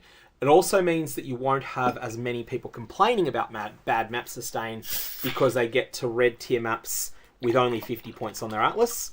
That's not going to happen anymore. So that's a big change, but mostly if you were someone who was a PathOfExile racer, then that's going to be one of the biggest things that's ever happened there. Okay, so next thing we've got here is the Twist of Fate Atlas Keystone passive. Now, this is going to say your corrupted rare maps and any map crafting options applying to them will be modified unpredictably when opened, with maps modified in this way having 1 to 3 additional random map modifiers, whereas previously it was not providing the additional random map mods, but it used to swap around. Most notably, Scarabs used to swap around on them. So Scarabs are no longer going to be affected by Twist of Fate. That's probably for the better. Twist of Fate is difficult to use. It's really good with Vile Temple, and it's quite a strong option, but it's also quite difficult to use. Now, the number of additional bosses summoned by destructive play is now higher if there are fewer monsters remaining in the map. So let's talk about destructive play quickly, and then we'll... So this is the one that says, the Maven casts up the stakes, summoning 1 to 3 additional bosses when witnessing map bosses. Modifiers to the final map boss in each map also apply to these summoned bosses. There was a note earlier that mentioned final map bosses are empowered by Affliction Wisps. So Thorough Exploration works well with destructive play because both of them want you to have small numbers of monsters remaining in the map. This way you can end up getting 4 quite juicy map monsters, quite juicy map bosses, and that could be something that's a popular play style there. You're going to have a look at that there. So lots of stuff to play around with there. I feel like destructive play will upgrade to the Thorough Exploration at some point, but that's going to be when you're strong. You're going to start out destructive play, then you're going to go, all right, now I'm strong enough, I'm going to take this as well. There are 3 new Scarab clusters in the Atlas passive tree that each have 2 small passives, providing 4% increased Scarabs found in your maps, and then 9 notables that cause Scarabs to bias in certain ways. And this is a substantial bias. This is 100% more likely. And there'll be Essence Scarabs, Beyond Scarabs, Torment, Reliquary, Cartography, Anarchy, Ambush, Harbinger, or Domination Scarabs. Note that there is no way to bias towards Divination Scarabs. And I think that's probably something that they've gone out of their way to do here, is make it so that Divination Scarabs are less of a thing that causes the rich to get richer so much in PathOfExile.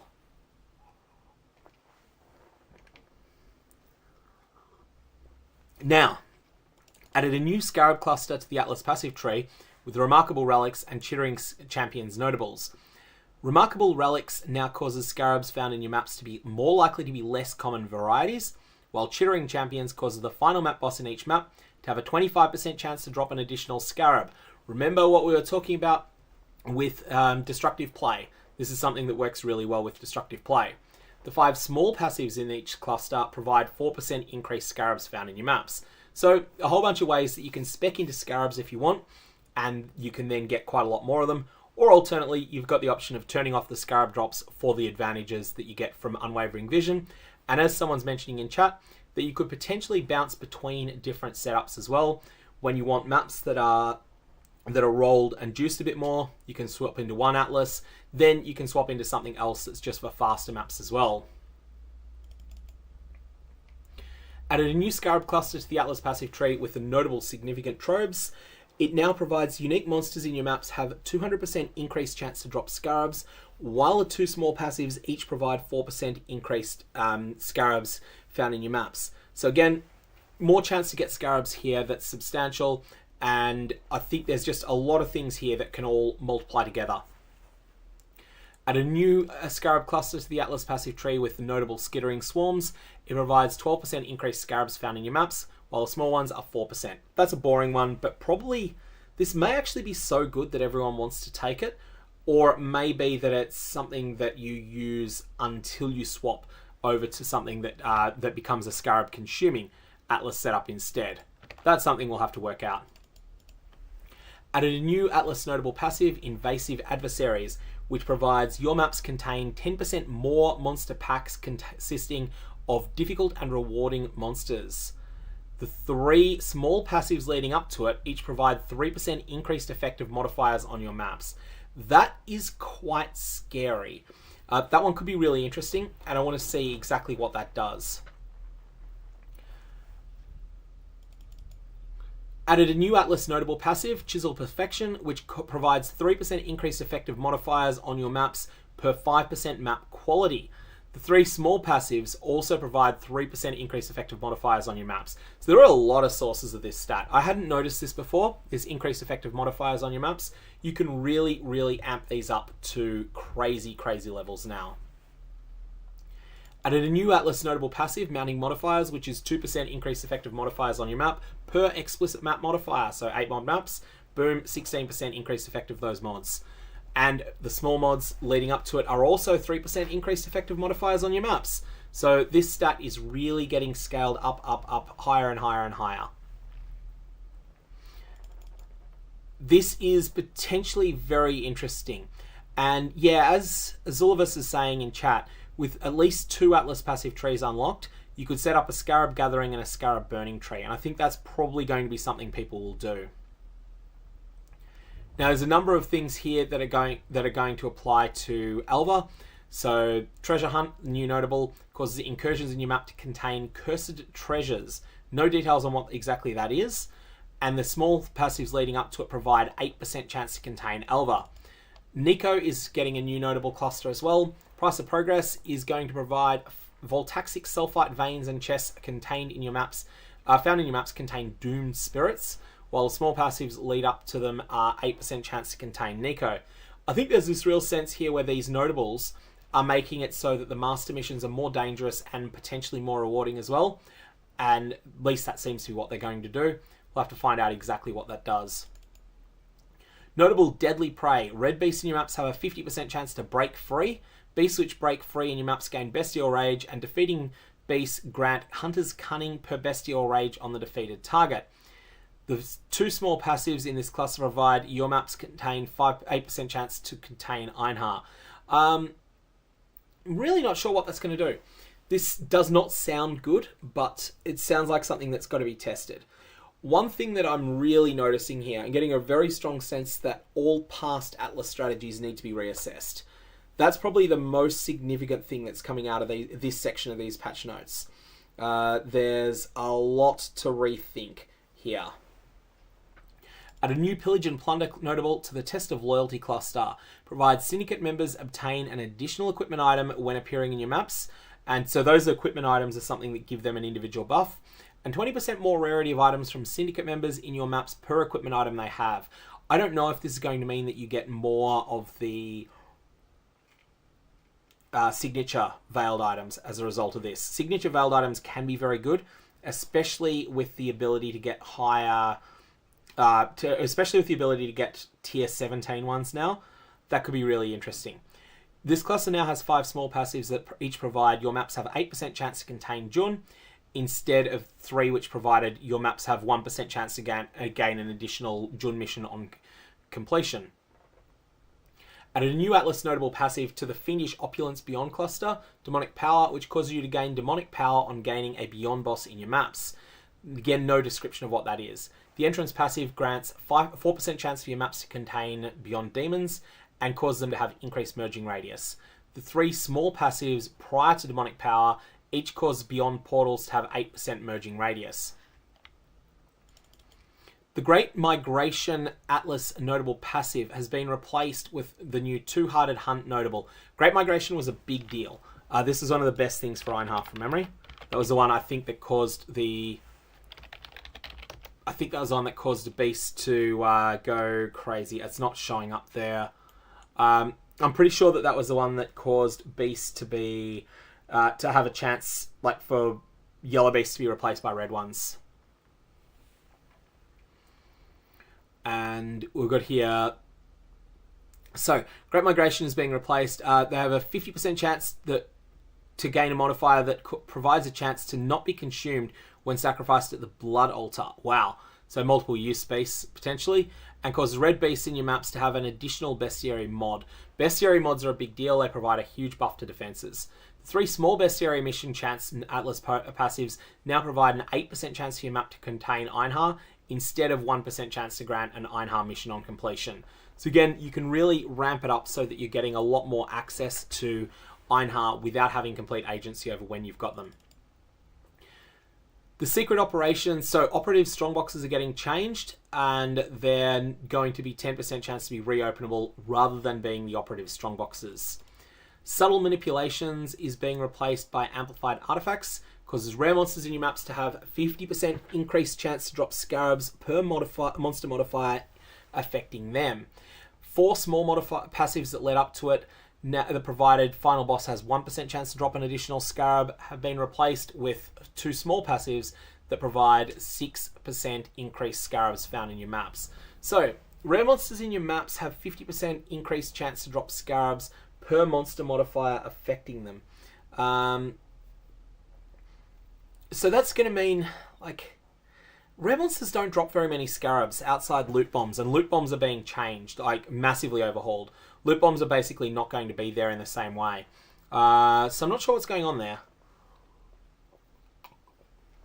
Harkonnen, I think that the operative strongboxes, like, they're probably not going to, they probably wouldn't have been as good because scarabs are more common than they've been in the past. At least that's the sense I get here. So yeah, I'm a bit perplexed here because I don't think that rare monsters drop all that many scarabs in general. So I feel like this is a bit of a nothing burger on subtle manipulations. The Conquered Conqueror's Atlas Notable is now getting a massive buff. Map bosses now have a 100% increased chance to drop a Conqueror map rather than 30%. So this should mean that access to the Elder Slayers in general is more reliable than it used to be. That said, I'm getting a sense from a lot of things. I've got to check the loot tables of regular Maven because I'm getting a sense that the Maven's writs might be a lot worse in 3.24 than they are now, in which case it may be less relevant that you have more access to all of these Atlas mini-bosses. You'll certainly want to be running the Forgotten more often, and the Forgotten is more accessible than it used to be. But I'm a bit unsure as to whether this is as big a deal as I might have liked. Now, we have the really significant nerf here to Essences. Essences are going to be quite a lot worse here, which is that Essences found in your maps are a tier higher, which was tripling the amount of loot that you get, is now instead going to cause imprisoned monsters to have at least one Essence at the highest possible tier. Crystal Resonance Atlas Notable passive now causes a map boss to be granted a random essence modifier from any imprisoned monsters slain in your maps, and causes remnants of corruption used on imprisoned monsters in your maps to replace all essences with one of the essences on the imprisoned monster. It no longer has monsters imprisoned by a shrieking essence will be duplicated when released. I think this is going to make essences a lot rarer, and I've really got to see exactly how this plays out, but I feel like essences are going to be like no longer a great strategy, but maybe still a good one. We'll have to check all the details on everything else that comes up, but there's a lot, like, this is one of those things that's like intriguing. This is strange, honestly. It's like it's doing a lot of weird things, and we'll play around with it, but it does feel like essences are going to be weaker than they were. Just in Time is new. It's replacing Perpetual Search. Your maps have 20% chance to contain Alva, with 2 small passives in the cluster now providing 10% chance. So that's going to give you a chance to get Alva almost all the time if you want to be doing Alva temples while you're progressing your Atlas early. You're going to be able to do that. Vaal Oligarchs and Artifacts of the Vaal cluster now has 3 small passives instead of 5. 2 of the small passives provide your maps have 8% to contain Alva, while the last contains 5% increased quantity from incursions in there. Someone's made a very good point. Essence Scarabs are a big question mark, and we don't know the details of that yet. And so yeah, it's possible that there's some of the power is restored there. But I think in general, what we were looking at was the nodes that were removed were a 6 times multiplier to loot from essences, and I don't think what we're getting in its place is close to that. So Time Dilation Cluster is now more chance to provide Alva, and then there's chance to contain Nico. This is going to be a pretty big deal here. You're going to have a very high chance of getting Nico in maps here. Now, this is more of these, chance to provide Nico again, chance to contain Einhar, lots and lots of stuff like that. Chance to contain Jun, and chance to contain Jun. So a whole bunch of changes there. We have the Abyss stuff here is getting shifted around to Abyss chance nodes are getting a big boost. Again, all of this stuff that's being done to make it so there is more chance of encountering content that is on the Atlas passive tree, and then this is replacing what's lost from Sextants.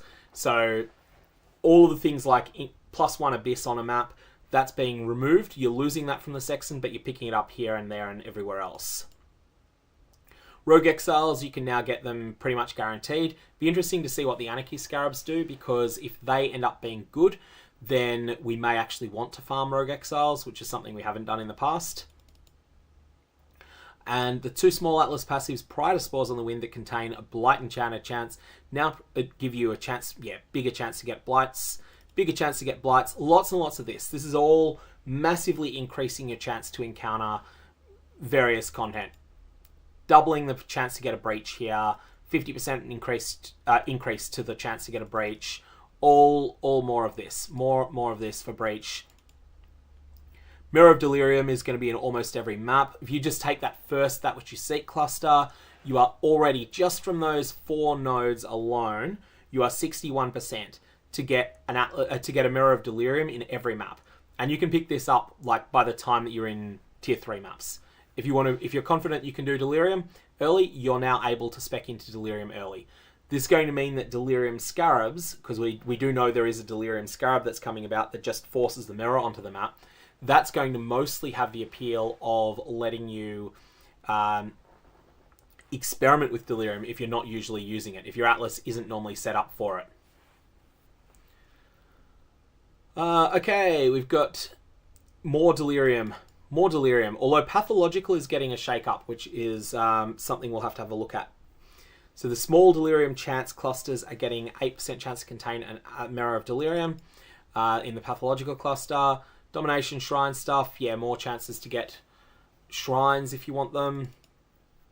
More chances to get expedition encounters. Again, huge boost there. And more chance to get the Sacred Grove. All of this entire section just seems to be the same stuff. It's just roughly doubling the amount of access to content that's on the Atlas passive tree.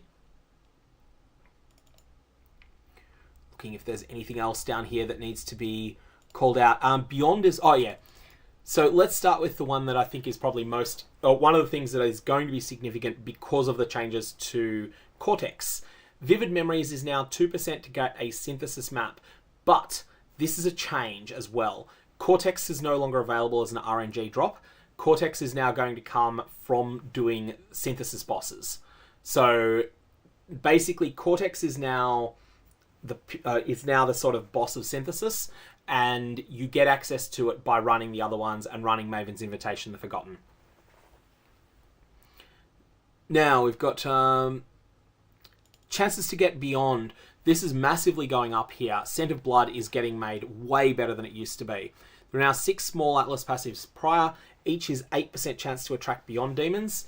So now that's going to be 48, 72% chance to get beyond on every map that you run with the Scent of Blood cluster. That is absolutely monstrous.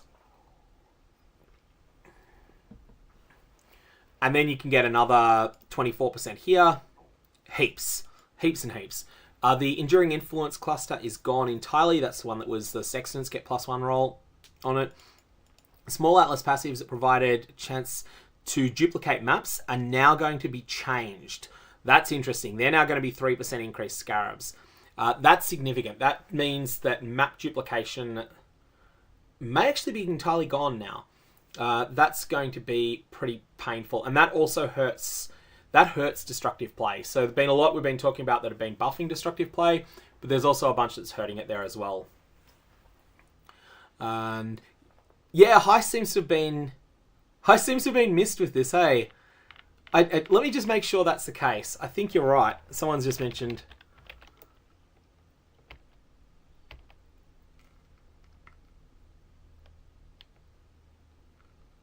oh no, that's the Ruthless section. Yeah, you're right. They've missed that. So let's just go back to Vivid Memories here, which is where we were up to. Sean is pointing out in chat they probably don't want us duping tier 17 maps. That's probably the case. Although I think they would have just set up the numbers accordingly.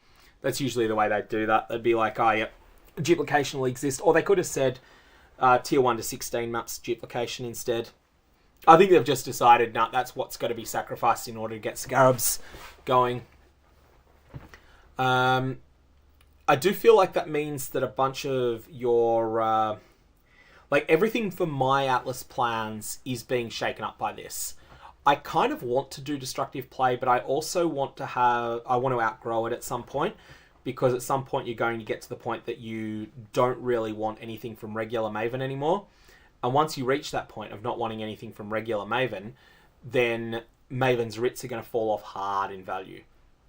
So I guess there's still Uber Elder has Watcher's Eye. And actually, that's something to check out. What's happening to Watcher's Eye? Is that going to drop from Uber Elder or Uber Elder? If it drops from Uber Elder, that's transformative. Or potentially... Are they giving that which was taken to Uber Elder and leaving Watcher's Eye with Uber Elder? Like, it's all sorts of really weird stuff. And yeah, so we'll have to work that out. Let's just check if there's anything on Watcher's Eye. Nothing about Watcher's Eye. Okay. What else do we have here? We've got small Atlas passives. Yeah, we're just up to here. Small map modifier effect passives at the top of the Atlas tree no longer specify that they affect non-unique maps, as Atlas passives by default don't apply to unique maps. Yep. Small Maven Invitation drop chance passives now provide defeating a map boss while witnessed by the Maven has 1% chance to also count as witnessing an additional random map boss. Do you really want that? I think you do. I think you do for destructive play, but it's not great. In any case, it leads to it. Small Searing Exarch item chance passives after Baptized by Fire and Light at Dawn. So this is the top end. now provide monster packs influenced by the Searing Exarch in your maps have 5% increased pack size. That is massive. That is massive. That's the top end where Uber Searing Exarch is at the moment. Those nodes at the top are going to be phenomenal. You're going to have to take them. If you're running mapping Searing Exarch, you want that. The reason it matters is that 5% increased pack size for those packs is also 5% increased alters. And that's massive, massive, massive.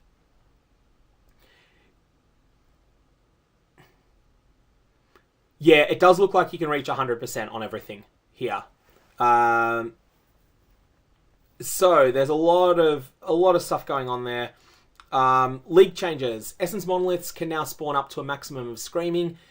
Yellow and red maps can spawn up to a maximum tier of Shrieking, and presumably that means, I don't know what that means for tier 17 maps, whether they can spawn up to Deafening or not. So that's going to mean that yellow maps are going to be the meta for essences. Depending on how good essences are, yellow maps will be the meta for them. Probably tier 8 is what I would go with, because tier 8 allows the most impressive unique items in the game can drop from every monster in the zone. Though you might go tier 7, the same reason people went tier 7 with Cemetery this league.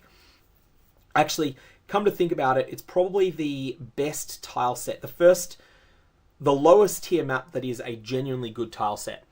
Tier 7 plus. And one thing that's interesting that's come up a little bit in chat, yeah, I don't know what this is going to mean for Eater of Worlds and Searing Exarch for the Uber version, whether they can be rolled or not. That's going to be something we'll have to find that out. Bestiary recipe for getting one of each Atlas mission now grants you 5 Kerak missions instead. The recipe for converting a Scarab has been replaced into the Talisman one, which is way worse than the Jorgen one, than the Jorgen Talisman craft in 323. Hillock's Transportation Safe House is now a chest of Essence Scarabs. The stash of Harvest Scarabs for Varici, that could actually be quite good.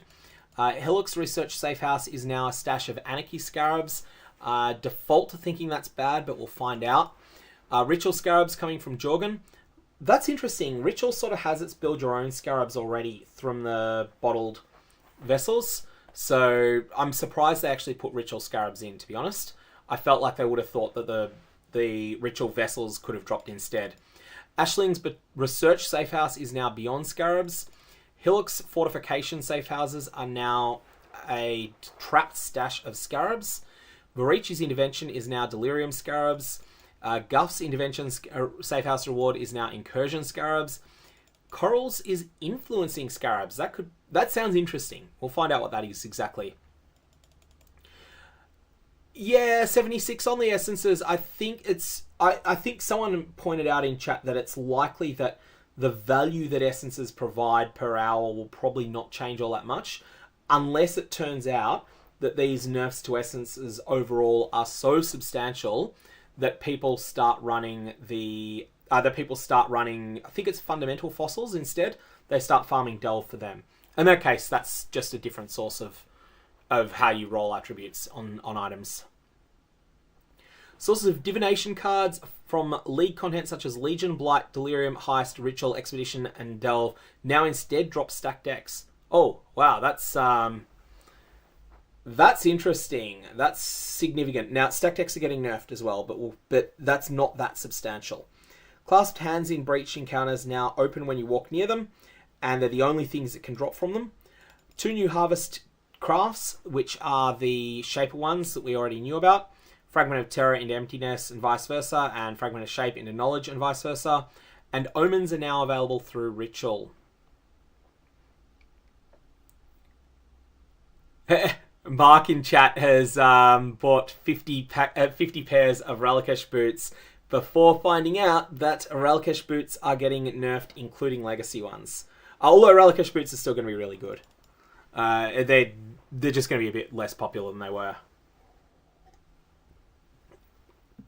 They're still, they are still really good. But they're not going to be full-time worn. They're going to be something you swap on for bosses, but they're going to be nuts at doing that, at that job. Okay, so we already mentioned synthesized maps are being changed a bit. Synthesized maps are now going to drop from tier 14 plus only, not tier 11 plus, and they're going to be more common because the Vivid Memories thing has been changed. But Cortex can no longer drop from Atlas map bosses or be obtained as a reward from other League content. Instead, it's now going to drop from Maven Invitation the Forgotten and from synthesized map bosses. This is going to be substantial. This is going to mean that one of the potential bottlenecks for people who want to run the Feared is people running the Forgotten. But the Forgotten's going to be more accessible than it's been. This is going to take a while to equalize out. And it depends on the drop rate of Cortex, really. If the Cortex is like Breachstone upgrade tokens, then that's going to be really expensive. And that's going to cause then all the other pieces of the Cortex to fall in value. But it could go in a lot of different ways there. Map sub-areas no longer have +1 to area level, so no more level 86 items coming out of tier 16 maps from most mechanics. There's a couple of corner cases still. That's not going to matter that much though, because I-86 gear, it's so common from the first Blight Ravage map anyone does in the League that it's not really worth anything. Now we have the map changes that are coming up. Ancient City, these are all being removed. Ancient City is a mediocre to bad map. Bazaar is a mediocre to good map. Caldera is that the one with Calm? Yeah, that's the one with Calm, I think. Or is it the one with Mega Era? Canyon is the one with... not Canyon. I'll remember it when I see it. Anyways, if it's the one with Calm, it's the... if it's the one with the Firestorm, which it's a bit of a loss. If it's the one with Calm, it's neither here nor there. Carcass is a terrible map layout. Chateau is mediocre. City Square is very, very good. And that's going to be painful. Colonnade is a map that a lot of people like and I hate. But it will be missed by people. Colosseum is a terrible map. Core is a terrible map. Coves is a good map. Crater is the one that I couldn't think of before. So it is both Caldera and Crater that are being removed. So both of those maps we were discussing. Dark Forest is a pretty bad map, but it also drops a divination card you can't get otherwise, except from Stagnation, which is I think it's Stagnation, which is probably still around. I can't remember if that was on the Atlas this league or not. I only do it once per league because it's such a terrible map. Anyways, Dark Forest has that divination card for Coruscating Elixir, which is the only way you can get that item. Desert is one of my picks of the worst 10 maps in the game. So lots of bad maps going away. Dig is a slightly above average map. Ghetto is slightly above average. Infested Valley slightly below average. Ivory Temple slightly below. Laboratory, one of my 10 most hated maps. Mesa is an excellent map. Mud Geyser is a solid map. Overground Ruin is very average. Precinct is very average. Racecourse is above average. Ramparts is very average. Relic Chambers is slightly below average. Sepulchre, slightly below average. Spider Lair, slightly below average. I do like that map, but it's not a good layout though. And Summit, slightly below average. So I think that the maps that are going away are mostly ones we're going to be happy to see the backs of. Maps that are being added. Arsenal, very mediocre map. Barrows, below average. Belfry, below average. Cells. Now, this map is terrible, but it might be good because it's early access to the Chains That Bind. One of the most important divination cards for day 1 and 2. Cold River, very middle tier map. Courthouse, slightly above average. Defiled Cathedral, moderately above average. Desert Spring, slightly below average because the boss is so long. Dungeon, this one, I don't mind Core, but Dungeon is just too much, even for Chains That Bind. Excavation is below average. Forbidden Woods is one of the worst 20 maps in the game. Fungal Hollow is one of my favourite looking maps. It's very mediocre to run, like it's very much in the middle, but it just looks great. Like I love the tile set. Graveyard is mediocre. Lair is above average, but not by much. Lava Lake below average. Mausoleum is one of those maps that's got a quite buggy interaction with the boss and Eldritch Altars. People will be very happy to see that back. It has the same mechanics as Jungle Valley in that you can do a lot of broken stuff with it, and it sort of makes up for losing Mesa in that regard. Phantasmagoria is a bad map in my opinion, although some people disagree. Pit map is is that terrible or is it bad? It's terrible. Primordial Pool is mediocre. Shipyard is slightly above average. Shrine slightly below. Silo, some people like it. I don't. Self Events is slightly below average. Sunken City, slightly below. Terrace, slightly above average and has a couple of useful div cards. Tower is a top 20% map. Toxic Sewer is a top 10% map. And Waterways is very solidly middle tier. So I think that the maps we're getting are slightly better than the ones we're losing, but we are losing a couple of good ones. Like we're losing Mesa, we're losing Coves, and we're losing City Square. So we're losing some good ones.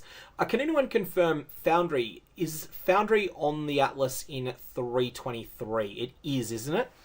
I think it is. I'm just going to check that. Because I'll explain the reason I'm asking this in a sec. Foundry map.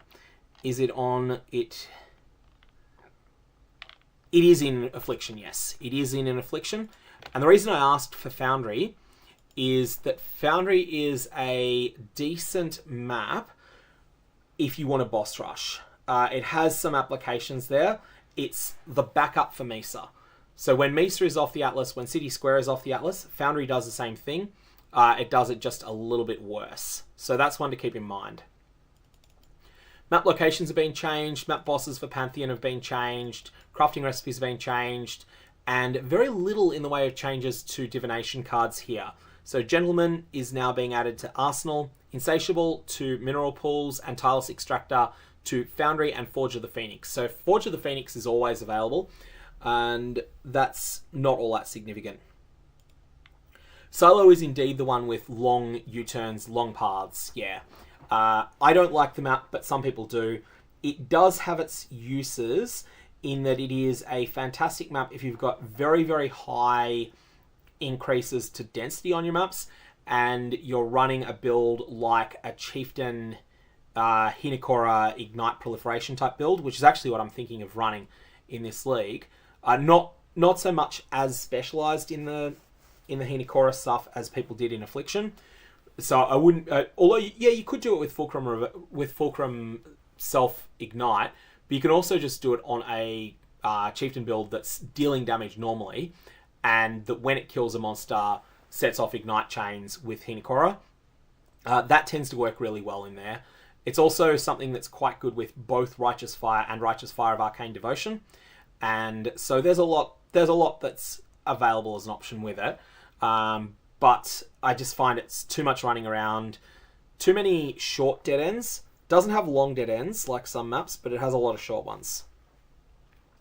And yes, Keith Williams is saying in chat, Silo is decent for Blight. That I will absolutely give it credit for. It is a phenomenal map for Blight because Blight rewards you. The way that Blight works, it picks the number of rewards it's going to give you, which I think is like 5, 6, 7, or 8 at endgame, maybe 4 sometimes as well. And then it sets up the layout after doing that. But the layouts are really constrained. And there's always guaranteed to be at least one reward line that leads to a Blight reward. And those Blight rewards are better than the average. So if you're in an area that's more constrained, like Silo, you can't go as many different paths. And that means that you've got a very good chance of only having 1 or 2 paths to defend in Blight. And not only does that make the Blight encounter easier, but it also means that a larger percentage of the rewards you've rolled end up being Blight rewards, which are better. So that's really strong. I've heard people say that Toxic Rain has been nerfed pretty hard. I haven't got to that yet, but we'll find that out. I am toying with running a Chieftain Ignite, a Fire Trap Ignite build. I've got to check if this survives all the patch notes, and that uses Chieftain's Hinekora node. Chieftain's got some buffs to early league survivability in this patch. Foe is pointing out in chat that Strand is not removed from the Atlas. There is a very good reason for that, and that is that the Wakahaka Tanui, or whatever it is, the name I can never pronounce, the horrible eyeball Strand map, the fact that that exists kind of means that either Groningen Games have to take it off the Atlas, or they have to leave Strand on, because as long as that map is available in the league, then people can just VAL it. And when they VAL that, then they can get a Strand map. Or they could decide that they don't want it to be a Strand map anymore. Like, they could decide, all right, we're going to change it so that it's now a Coves map instead. But that would be a fairly big shake-up. Have a good one, Mark, if you're heading off. Kirak mods are interesting. These are not going to rotate this league. Instead, they're all available. And that's significant. These are going to be really important to unlock. And I think that one that's worth noting here, I always talk about how good Heist is on the map device. I think that's likely to continue to be the case this league. If you're running a strategy that is primarily focused around doing a lot of maps quickly rather than heavily investing into each map, then Heist should be your default here, because if you've got Heist spec'd on your Atlas, you'll get a tremendous amount of currency out of just picking up all of the blueprints and selling them in bulk when you've got bulk of them. These are generally cheaper than most leagues, and this means that the Chaos Sync may not be that good this league, although we'll have to see that. Beyond is back, and that's a big deal. Delirium is there, but Delirium, a lot of these don't matter because you've got so much chance to get things by default. We have to have a look and see what the Essence Scarabs are, because if there are plus tiers Essence Scarabs or other really juicy Essence Scarabs, then maybe Essence ends up surviving pretty well. And then we will go through everything else. So player balance. Soul Eater buff has been reworked. There is now a maximum of 45 souls that can be consumed, with each one providing 5% increased attack speed and cast speeds. For monsters, this also provides 2% less damage taken per soul. 1 soul is lost every half a second if you've not gained souls recently. Okay, so this is a nerf to Soul Eater both for players and for monsters, and it's probably more significant on the monster end, actually, because monsters can get ridiculous. This is a nerf to Headhunter, but it's not a crushing one. Maximum chance to block attack and spell damage can no longer be raised above 90%. That's something that was kind of broken in Affliction, but very much not really accessible. Instant skills can no longer be bound to left click. We've already discussed that to death before. Unholy Might is now 100% of physical damage converted to chaos and 25% chance to apply Wither on hit. This is something that minions, I believe, can get. I think they can still get reasonably reliably. There's a bunch of things that have been changed around with this. So Unholy Might for now, I'm going to leave this out of... I'm not going to discuss Unholy Might here for long because a bunch of stuff has been changed. Yeah, Pelstron is right. Clockwork Menagerie is pointing out in chat that Pelstron is saying new Archmage is bonkers, and he is right. The new Archmage is like... it's...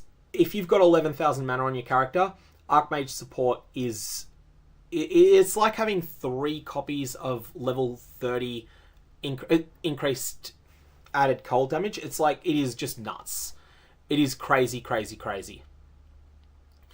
So yeah, Archmage, Pelstron, I think he could be right on this. Pelstron doesn't think it will go live as it is. He thinks it will be nerfed between patch notes and release day. This nerf to block, Valkynia is asking, is this a nerf to melee? No, this is a nerf to extreme stacking corner cases.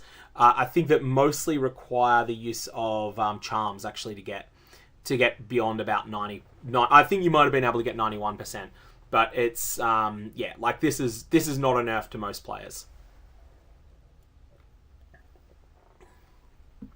Skill gem changes.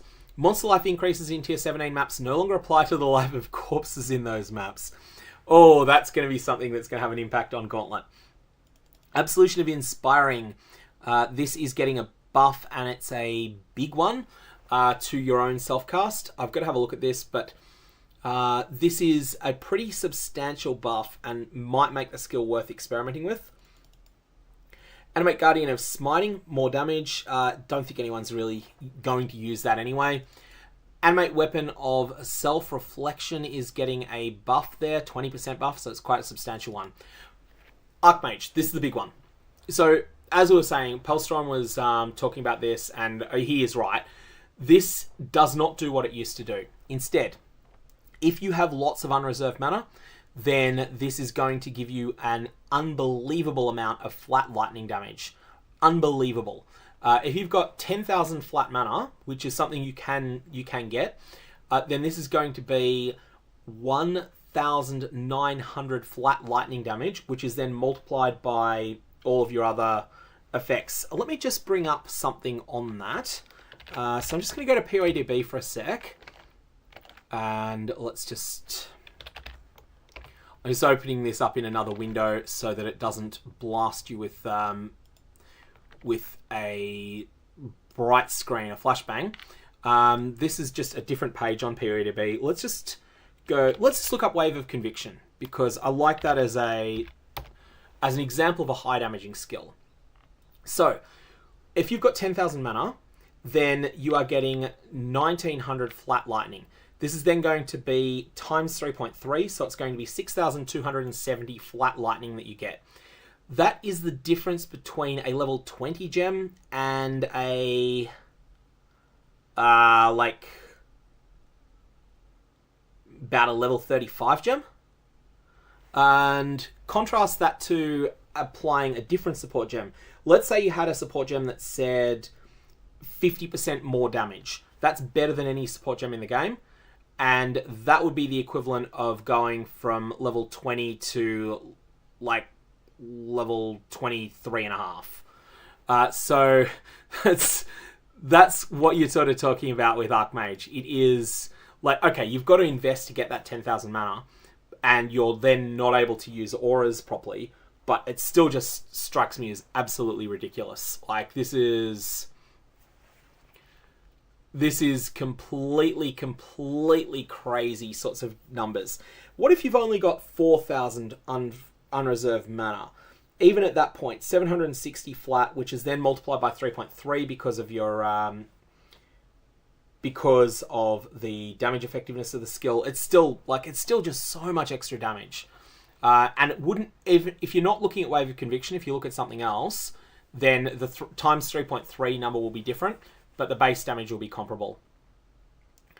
So this is crazy. It also doesn't require you to spend mana, so this applies to skills that are you can use this with Mjolnir, you can use this with all sorts of other stuff. This is just... I don't think this is going live as is. This is not going to go live without a nerf. If this does go live without a nerf, this is the Penance brand of dissipation of this league. But keep an eye on it, because I do think this is going to get changed. I think the numbers on this are probably going to be nuked by 40, 50, 60% before it goes live. And there's a number of ways, people are talking about mana costs, but it's losing the incredibly high mana cost as well. It's losing the line that says supported skills have base mana cost equal to 5% of unreserved mana, of unreserved maximum mana. It's now... it says now an added mana cost, but it's not something you're forced to pay, is it? It's... Yeah, this is crazy. So just to bring up Mjolnir here as the example, I kind of feel I have to do that in PoE Wiki, don't I? Because it's got an unusual name.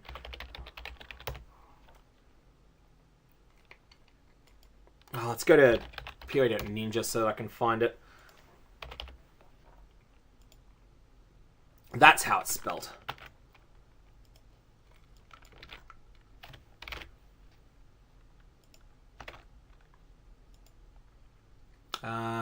Okay, so where are we with that? There we are. Yeah, so there we go. There's Mjolnir. It's, okay. We got here, it's... Socketed lightning skills have no cost if triggered. So it's got to be lightning, but then it's just going to give you a crazy amount of extra damage. Yeah, it's just crazy. All I can say about Archmage is that it is completely and utterly busted as it looks. Ball lightning is static, can no longer be used by totems. That probably Does this kill a skill? Or is it useful self-cast? I'm not actually sure if it's useful self-cast. Blade Blast of Dagger Detonation is getting higher numbers. This I felt like was almost there already.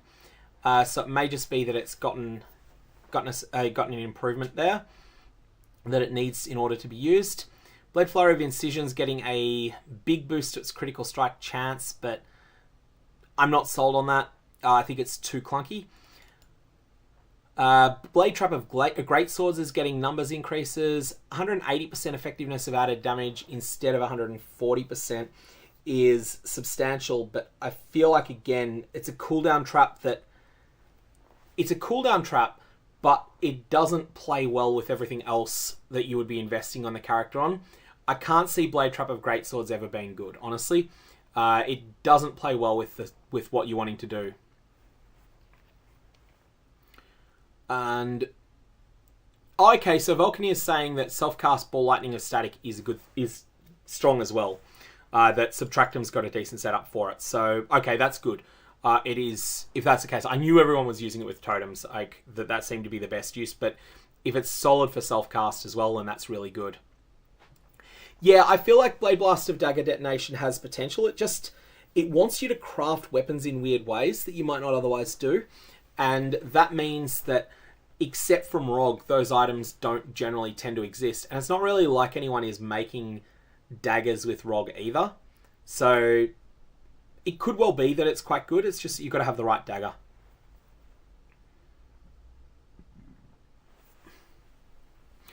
Blade Vortex of the Scythe. This is the... now deals 25% more damage. That's still not good enough. I need more than that. Blink Arrow of Prismatic Clones. So, I just don't know what the numbers are on this. The other version of this was really good, though. The Bombarding Clones was the one that was really good. Prismatic Clones is getting something there. That's an interesting thought someone's mentioning there, that it's that Beano's Cast on Critical Strike Blade Blast of Dagger Detonation. That's a cool idea. I really like that as an idea. I don't know if it's good or not, but it's a cool idea. Beano's unfortunately very, very rare, though. Valkynia, I don't know what Connor is saying, but I believe Pelstron's right when he says that Archmage is like so broken that it's going... if it is not nerfed pre-launch, it's going to be this league's Penance Brand of Dissipation. Some specific builds might be dead, but the general idea is really strong. Oh, so Subtractum's build was based on Ball Lightning of Static with Archmage, was it? Yeah, that doesn't work. That just flat out doesn't work anymore. But I'll figure things out. Cleave of Rage is getting a nerf, but it's not a crushing nerf. I feel like this is still very solid. Like, this is going from... Cleave of Rage is probably going from best melee skill not named Bone Shatter and competitive with Bone Shatter, maybe even better in some cases, to the best melee skill that's not named Bone Shatter and still probably quite good. Cleave of Rage is probably where you would go. If you played Bone Shatter last league and you're a melee enjoyer, then play Cleave of Rage this league. Just for something different. It's still good. The nerf is not gutting there. Divine Ire of Holy Lightning. Burst now deals 20% more damage than it used to and has more AoE.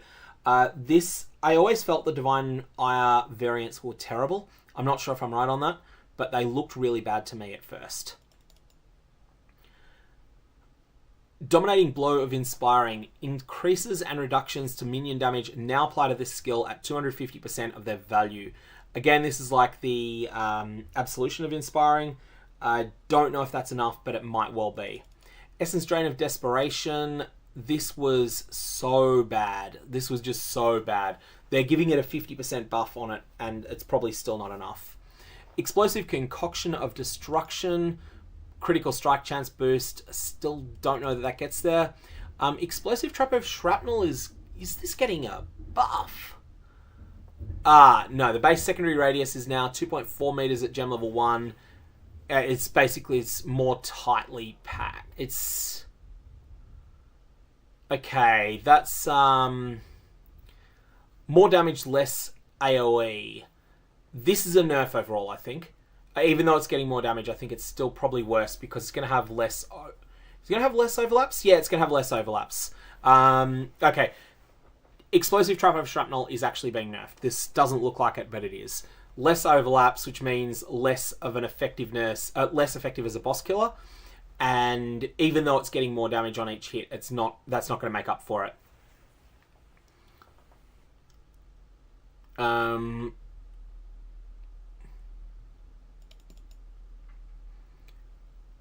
Yeah, let's have a quick look at everything else here. It's the... Yeah, Exsanguinative Transmission is being changed a bunch. It's slower to cast.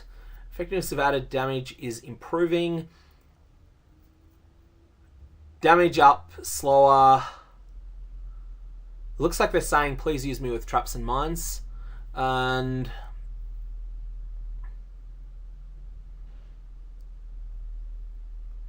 Yeah, Exsanguinative Transmission is getting a package of changes here that scream, please use me with traps and mines. But do you really want to do that with this skill?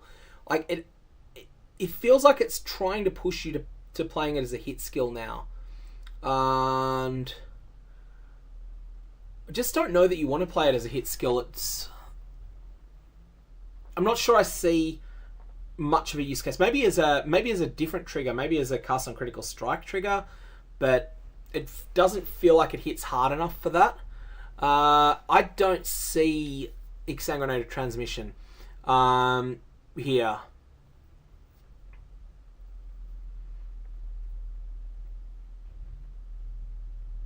Yeah, I just don't see what's going there. The Exsanguinated Transmission... Oh yeah, it's got reduced number of chains. I don't know that the number of chains matters that much beyond a certain limit. I did see someone making a build. Someone had a build that was posted to the PathOfExile build subreddit for this. I did watch their video, and it looked like it was a very functional skill, but not necessarily a strong skill. This is just tweaking around numbers. It is screaming cast on critical strike to me more now, but I still don't think it's that great. Firestorm of Pelting is getting a little bit of a buff. I think that was already quite good. Flame Surge of Combusting is getting a boost, which might actually be significant there. 35% of fire damage per second of inflicted ignite. Oh, that uses its own ignite though. Yeah, no, that's a brick. Flicker Strike of Power is getting a big buff, but nothing I tried with Flicker Strike of Power in theory got past theory crafting, and that didn't look very good. So I'm not convinced there. Frostblades of Catabasis is getting more cold damage over time. This doesn't really have the itemization support. It needs so many weird things to come together that I don't think it's going to really work, because you just need weapons that no one else would... that you need weapons that other people would vendor, because they just look so terrible. Like +2 to the level of socketed melee skill gems and weird mods like that. It wants mods that no one else wants, but it's not so good with them that people decide to learn to use it. And so you end up just wanting things that people vendor because they look like vendor trash. Frostblink now has 250% effectiveness of added damage. Is this the game trying to tell people to use Frostblink in that travel skills chest, the Bronze Lithe? It's really trying to push you towards that. Oh, Frostblink of Wintry Blast is getting crushing nerf here. This spell's cast time is added to its cooldown if triggered. I think that kills it, doesn't it? Like, does this have any use now? Is this just completely killing it? I feel like it is. Galvanic Field of Intensity is better. General's Cry, this is a buff, but also this is only a buff that's being used to counteract the automation changes, because this is a skill that everyone automates, and it's probably in a much... Like, it's probably not actually improved, even though it looks like it is. Ice Crash of Cadence now has 80% more damage with main hand weapon, previously 50%. Still probably doesn't matter. And we've got the changes to Kinetic Bolt of Fragmentation. This was...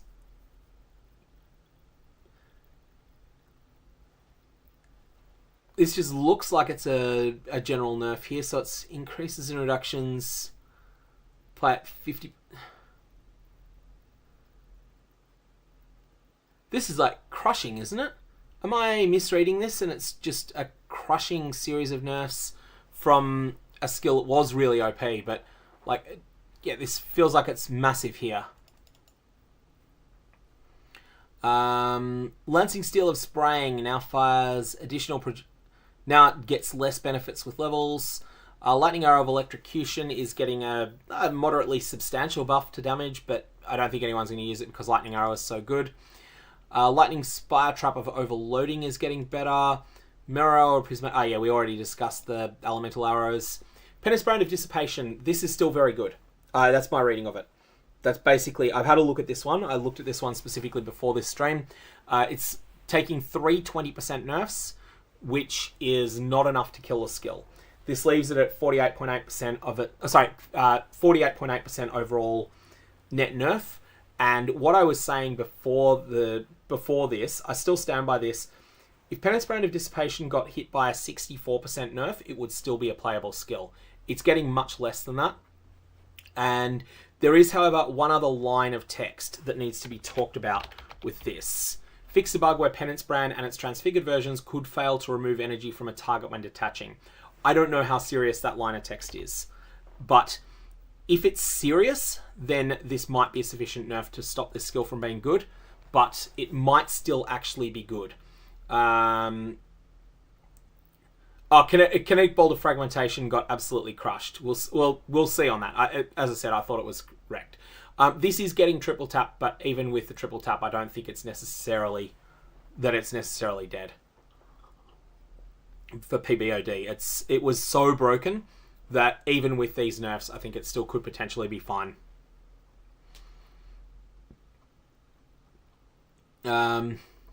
It's like, yeah, it was just such a crazy, crazy skill. The thing that has taken the least loss on Penance Brand of Dissipation is the poison version of it, I think, which was quite good, but most people are playing it as a critical strike skill. But even, yeah, the way that this is looking at the moment, it's still fine. It's not squished. The ramp up is slower. That is correct. That's been pointed out in chat. The thing is that Penance Brand of Dissipation scales so much off cast speed, you're still going to get your ramp up pretty high. All in all, I think that this is a 48.8% overall nerf, and that's sort of simplifying this line to be a 20% nerf, which is not exactly right, but is pretty close. And at that point, it's to kill a skill, it needed 72%. That would be if your goal was to make Penance Brand of Dissipation to nerf it to be as bad as Fireball is now, you would have needed to 72% it. If you wanted to nerf it to be just a solid skill, you needed to like 60% it, and they haven't even 50%ed it. So based on that, I think it's still I still think it's quite good. Power Siphon of the Archmage is getting a buff. This skill excited me, and I could never make it work. Fundamentally, though, Archmage support seems like it's so much better. That they build the same way, but Archmage support gets way more out of it.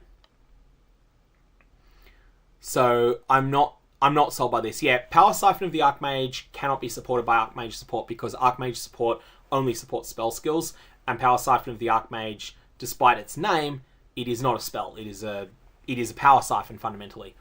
And so yeah, I could not make Power Siphon of the Archmage work. I tried it, but I didn't really theory craft it hard. Rain of Arrows of Artillery is getting a buff. We've got to check if that's been bug fixed as well. Rain of Arrows, no, trap. Let's have a look. There's only 7 things for traps.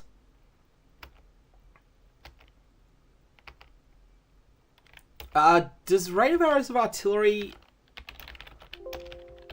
Does this actually make this buffed without fixing the bugs? Or have they fixed the bugs and they haven't mentioned it? That's something we don't know. It's a good point. People are saying Sacred Wisp support exists for Power Siphon of the Archmage now.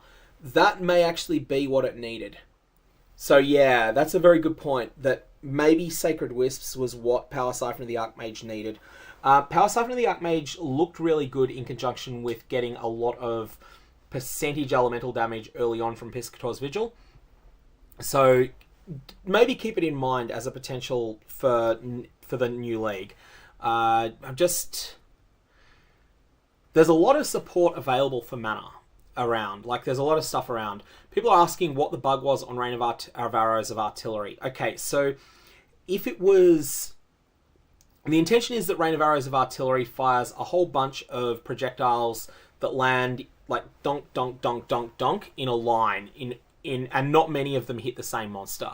So you basically fire it, it fires off a huge amount of shots, and they all land in a line in front of you.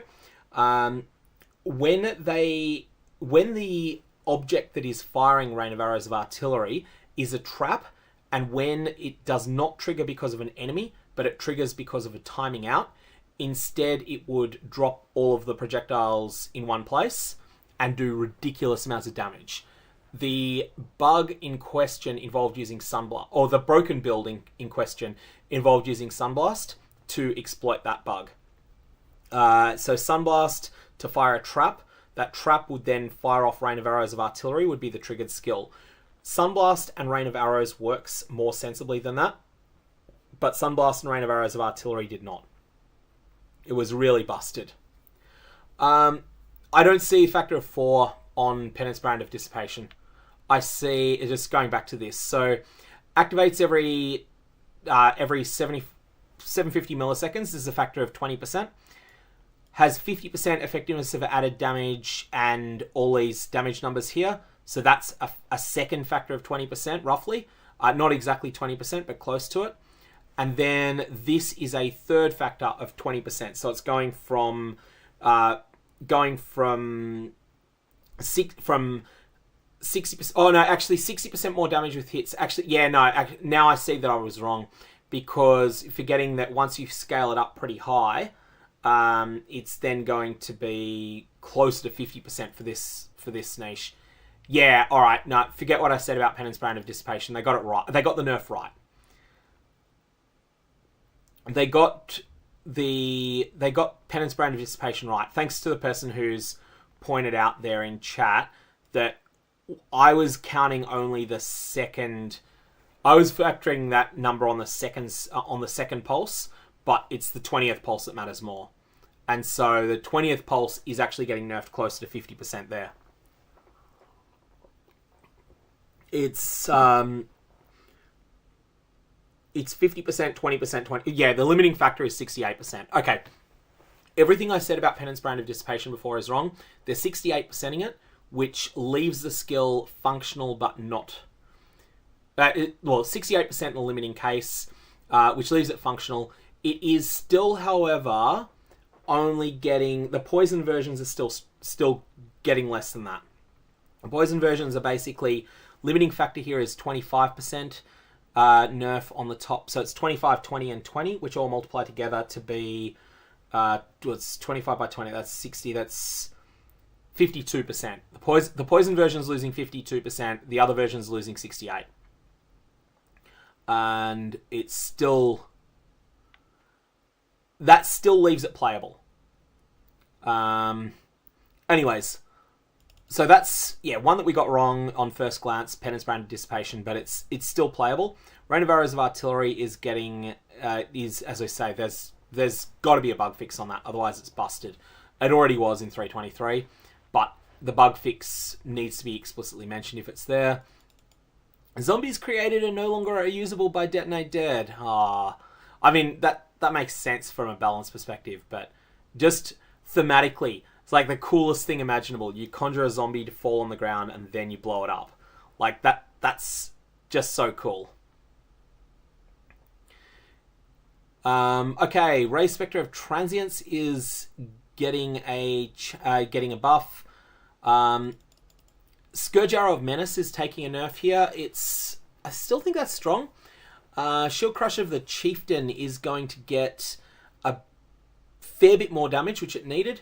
And yeah, Shield Crusher the Chieftain is getting a buff. This thing is absolutely bonkers, I believe, with Legacy Shields in Standard. I believe that's its main thing where it's at its best, with Legacy Shields that have got mods from the Crucible mechanic on them. Shrapnel Ballista of Steel, not sure how good that is. Now, Sniper's Mark. This is the big one that's got to be looked at. This is being nerfed, and this is the Deadeye nerf as well. So, projectiles which hit cursed enemies split to 2 additional targets.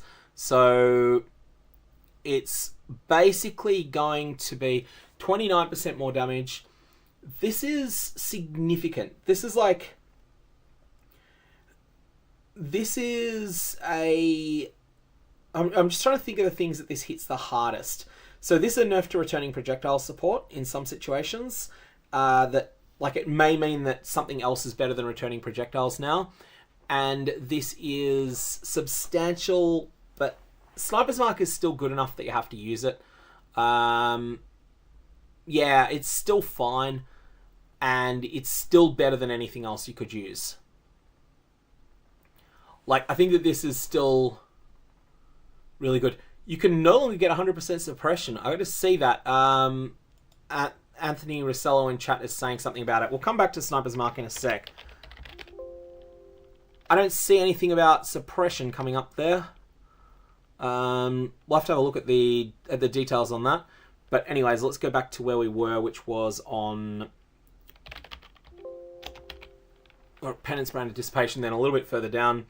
Sniper's Mark was what we just looked at. Spark of Unpredictability is something people were already saying was quite good, and it got a buff. So, got to have a look at this one because it's something we're going to see exactly where it's going. But people are saying it's already pretty good, so that's just getting a 20% boost to damage. Like a little bit under 20% more damage. Spectral Throw of Materializing, 200% increased effective damage. That's the one that... Oh, that's the one that's horribly clunky. Yeah, forget that. Stormbrand of Indecision is getting nerfed really hard. Really hard. This was busted, but it's... Yeah.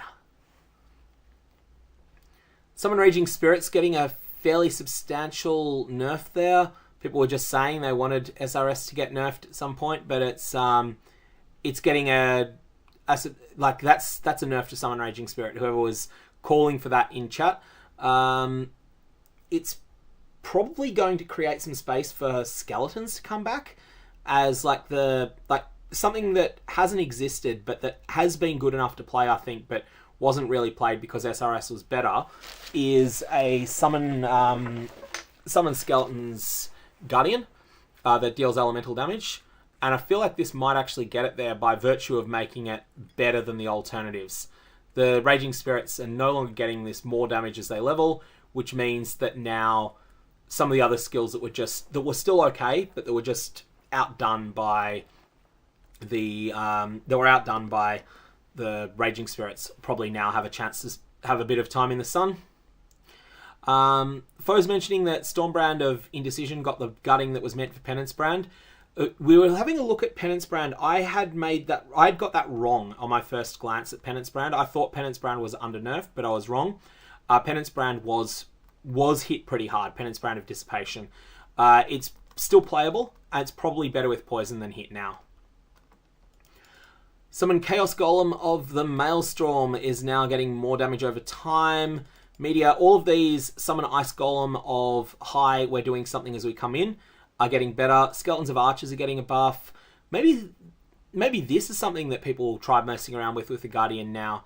But I feel like the Summon Skeletons of Archers was a long way off playable before, but maybe that gets it there.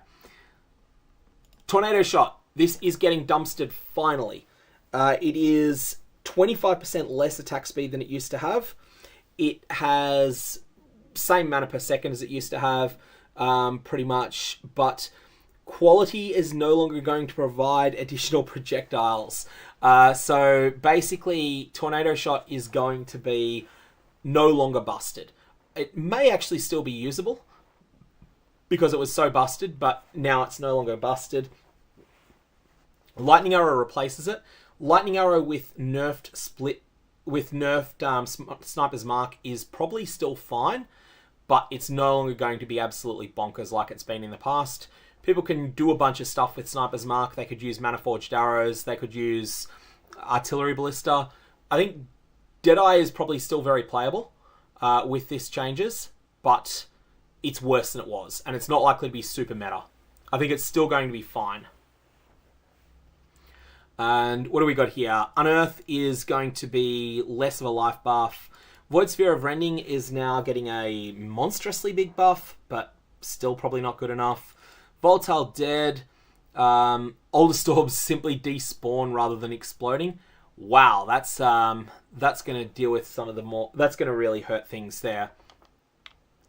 Fire Bloom, I don't doubt that projectile speed is a good stat for it, but firing additional secondary projectiles is like the most powerful thing imaginable on Tornado Shot, and removing that entirely and the 25% attack speed penalty, I think that this is going to be really address how Tornado Shot was better than everything else. It may still be playable, but yeah, like I think Lightning Arrow, like people are saying like there's other skills that are better than Lightning Arrow, but Lightning Arrow is the default one people go to because it's simple, it works well, and that whilst there's some things you can do, I think, yeah, we'll see Lightning Arrow be the main skill that's used for Deadeyes, and it's still fine. And Ice Shot's another one that's like, Ice Shot's like a few percent behind Lightning Arrow usually. It still gets the job done. Fury Burst, Fury Valve, and Tornado Shot of Cloudburst, so the alternate quality. Not alternate quality, you know what I mean. Tornado Shot of Cloudburst. Let's bring that up again. Tornado Shot of Cloudburst is the gem that fires out nine projectiles in a circle that come from one payload arrow in the air, and then when that lands, it's then, yeah, like it fires a bunch of stuff. This is apparently the one that's going to be the best alternative. I have to see that out. And I think the thing with Lightning Arrow is a really satisfying skill. A lot of people are sick of it because when Tornado Shot's been the best skill in the game, Lightning Arrow has usually been the best way to get it started as Tornado Shot. But we'll have to see exactly how that works. How's Hex Plus Mines? I think there's a new setup for Detonate Mines. They were discussing something in the question and answer section that may not be in the patch notes yet. Summon Sentinels of Radiance is getting a substantial nerf there that is not going to be gutting because Summon Sentinel of Radiance is a bonus. It's not the main thing there. Mindless Aggression Ascendancy passive skill no longer provides minions 10% movement speed, attack speed, cast speed, or 30% damage. It causes them to deal 10% more damage and 20% more life. This, I think, was the one they were talking about, how this is going to be worse until Cruel Lab. And about Cruel Lab, this should pull ahead of what it used to be. And because it will still be the thing you take first. So this will be a nerf to early progression for minion builds and a buff to late progression. And also, but it's also going to be a nerf to some corner cases with spiritual aid. But generally speaking, this is a buff to the Necromancer. Bone Barrier is being completely overhauled. No longer provides a level 20 bone armor skill. That's gone entirely. No longer provides 2% increased recovery rate of life and energy shield per minion up to 20%, or minions have 20% more maximum life.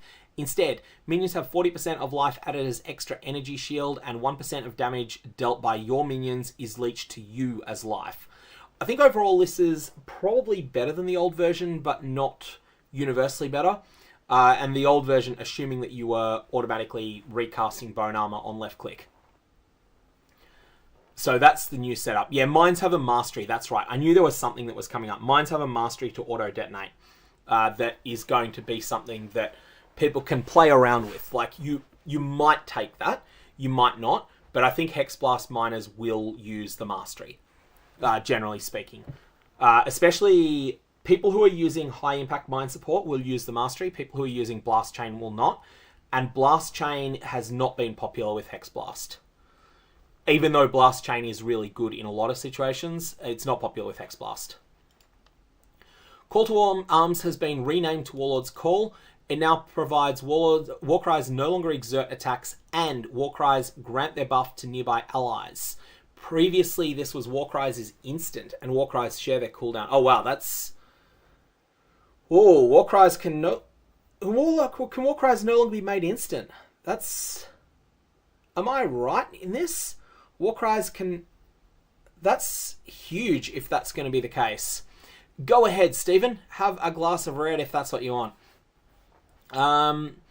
This is like... This is not a nerf to slam skills. This is like... Slam skills generally wanted to cast multiple Warcries. This is like a... This is crushing to Corrupting Cry. This is absolutely crushing for Corrupting Cry. Like, this is... I think this kills Corrupting Cry off. This is just a change that's going to be, like, mostly negative and sometimes positive, but... Ugh. Like, Warcries as an instant was so strong. And that was something that, like, Slam builds didn't need it because they wanted to use multiple cries, but everything else is like... Ugh. Oh, does Automate makes them instant, does it? The Automate for Warcries. Let me bring that up, because if I've missed that, then that's actually okay. Call to Arms is where we were. That's I thought I just was going to flashbang you then when I hit Control T by mistake. We want to go with Call to Arms. So that's the name of it. Then we want to come back to Warlord's Call.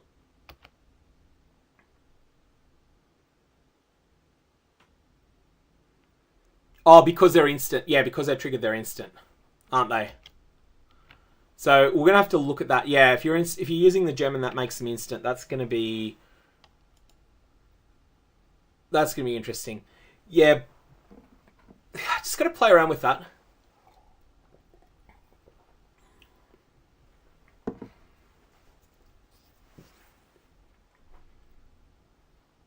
Yeah, gotta play around with this. It's I'm not willing to say overall, like, this is going to make some builds better, some builds worse, but which ones are going to differ. And you definitely got to have the mana to trigger it. That's without question. So it changes the feel a lot. The fact is though that you don't necessarily want to automate some things, like the old system of being able to like cast, say, to cast an instant Infernal Cry that was not on left click, that you just manually cast that and you did it at instant speed. You're losing that flexibility because Infernal Cry is not something that you want to automate. You want to have that be something that you can cast when you are surrounded by a bunch of monsters. Now that's not going to be instant. So there's a bunch of cases where it's worse. There's a number of cases where it's better.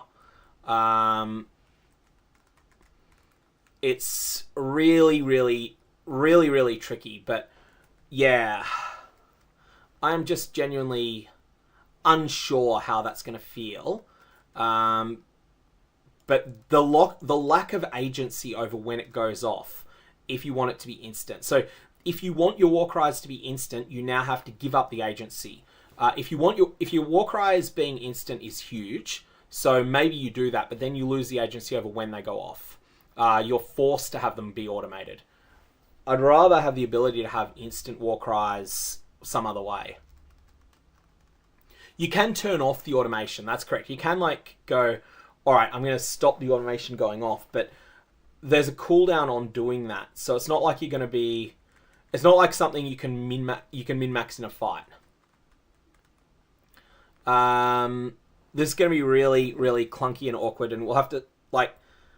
I don't know how this is going to play, but this is... I would like to have the ability to use instant Warcries on my own terms via some means. That's gone at the moment. There's no agency for that. I was not someone who ever left-clicked Warcries, but I'm not a fan of this change. Add new energy shield mastery. 50% of your energy shield is added to your stun threshold, which replaces stun threshold is based on 60% of your energy shield instead of your life. So, Skyforth. What's the exact text of this on Skyforth? 500% of your mana instead of life. Do you now need to use Skyforth to use Bloodnotch? Like, Bloodnotch Immutable was something that was really strong and may just be... Like, how do we make this work? How do you get your stun threshold really low on Bloodnotch Immutable now? Or can you not do that? Is there a way to make Bloodnotch Immutable a thing?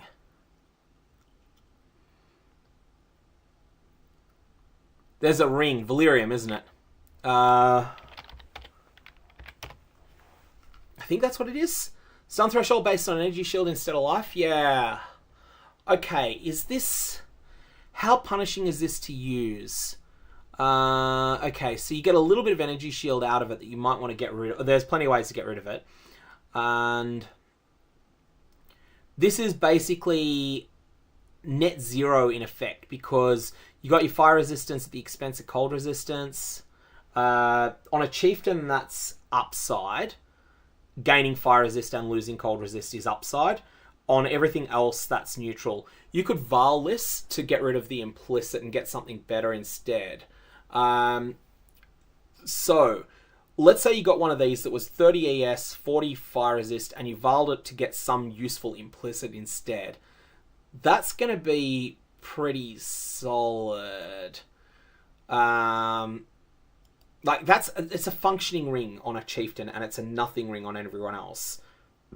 That's the cost now of using Immutable. It's still fine. Immutable Bloodnotch was so strong that I still think this is fine, but it is a real cost to use it now. It is now 2 jewels plus a ring to get this powerful setup. What about the Defiance? Oh, wow. Defiance isn't being nerfed. Okay. I just feel like you use Defiance instead. Hey, Defiance is better, but Bloodnotch Immutable is still fine. You can still use it, but you have to use Valyrium with it.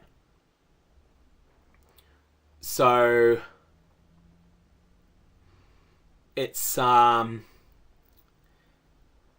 Bloodnotch Immutable might be cheaper as a result of this, because it's worse, although Bloodnotch Immutable was very cheap in 323 by virtue of Affliction just producing so many of them. Also, I suspect that unique jewels may have been put into their own rarity tier 1.5. Although, yeah, we'll find out. Defiance of Destiny could have been made rarer as well. We don't know if that's happened. If it's been made tier 0, then it's going to be really, really, really, really expensive. Like, it'll be the Calandra's Touch tier. It won't be Mageblood Headhunter tier, but it will be Calandra's Touch tier. And I guess the Squire was normally in that tier as well, but not in this league. So Valyrium is the solution to this. So, yeah, we'll have to see. No, people are asking about white sockets. There is also a Harvest Craft for it. Harvest Craft is very, very inefficient, and it's usually only used on merit tier items. But they are there. The Dreamer notable passive no longer has 20% increased maximum mana. Instead, it's got 30% regen there, which is quite the nerf. That's going to be a substantial nerf to mana stacking, but mana stacking got buffed so much through Archmage support. Archmage support, in the cases it works, which doesn't on everything, Archmage support is so broken that it is this league's penance brand of dissipation unless it gets nerfed. We'll find that out. Ralkesh boots are a swap slot now for bossing rather than a full-time wear. I think the change, though, is that Malakai's Mark is now viable as an alternative to Ralakesh's Impatience. Malakai's Mark does not work with the Malakai's Loop. Is it it was Malakai's Mark was the name of the gloves, wasn't it? Let me just check that.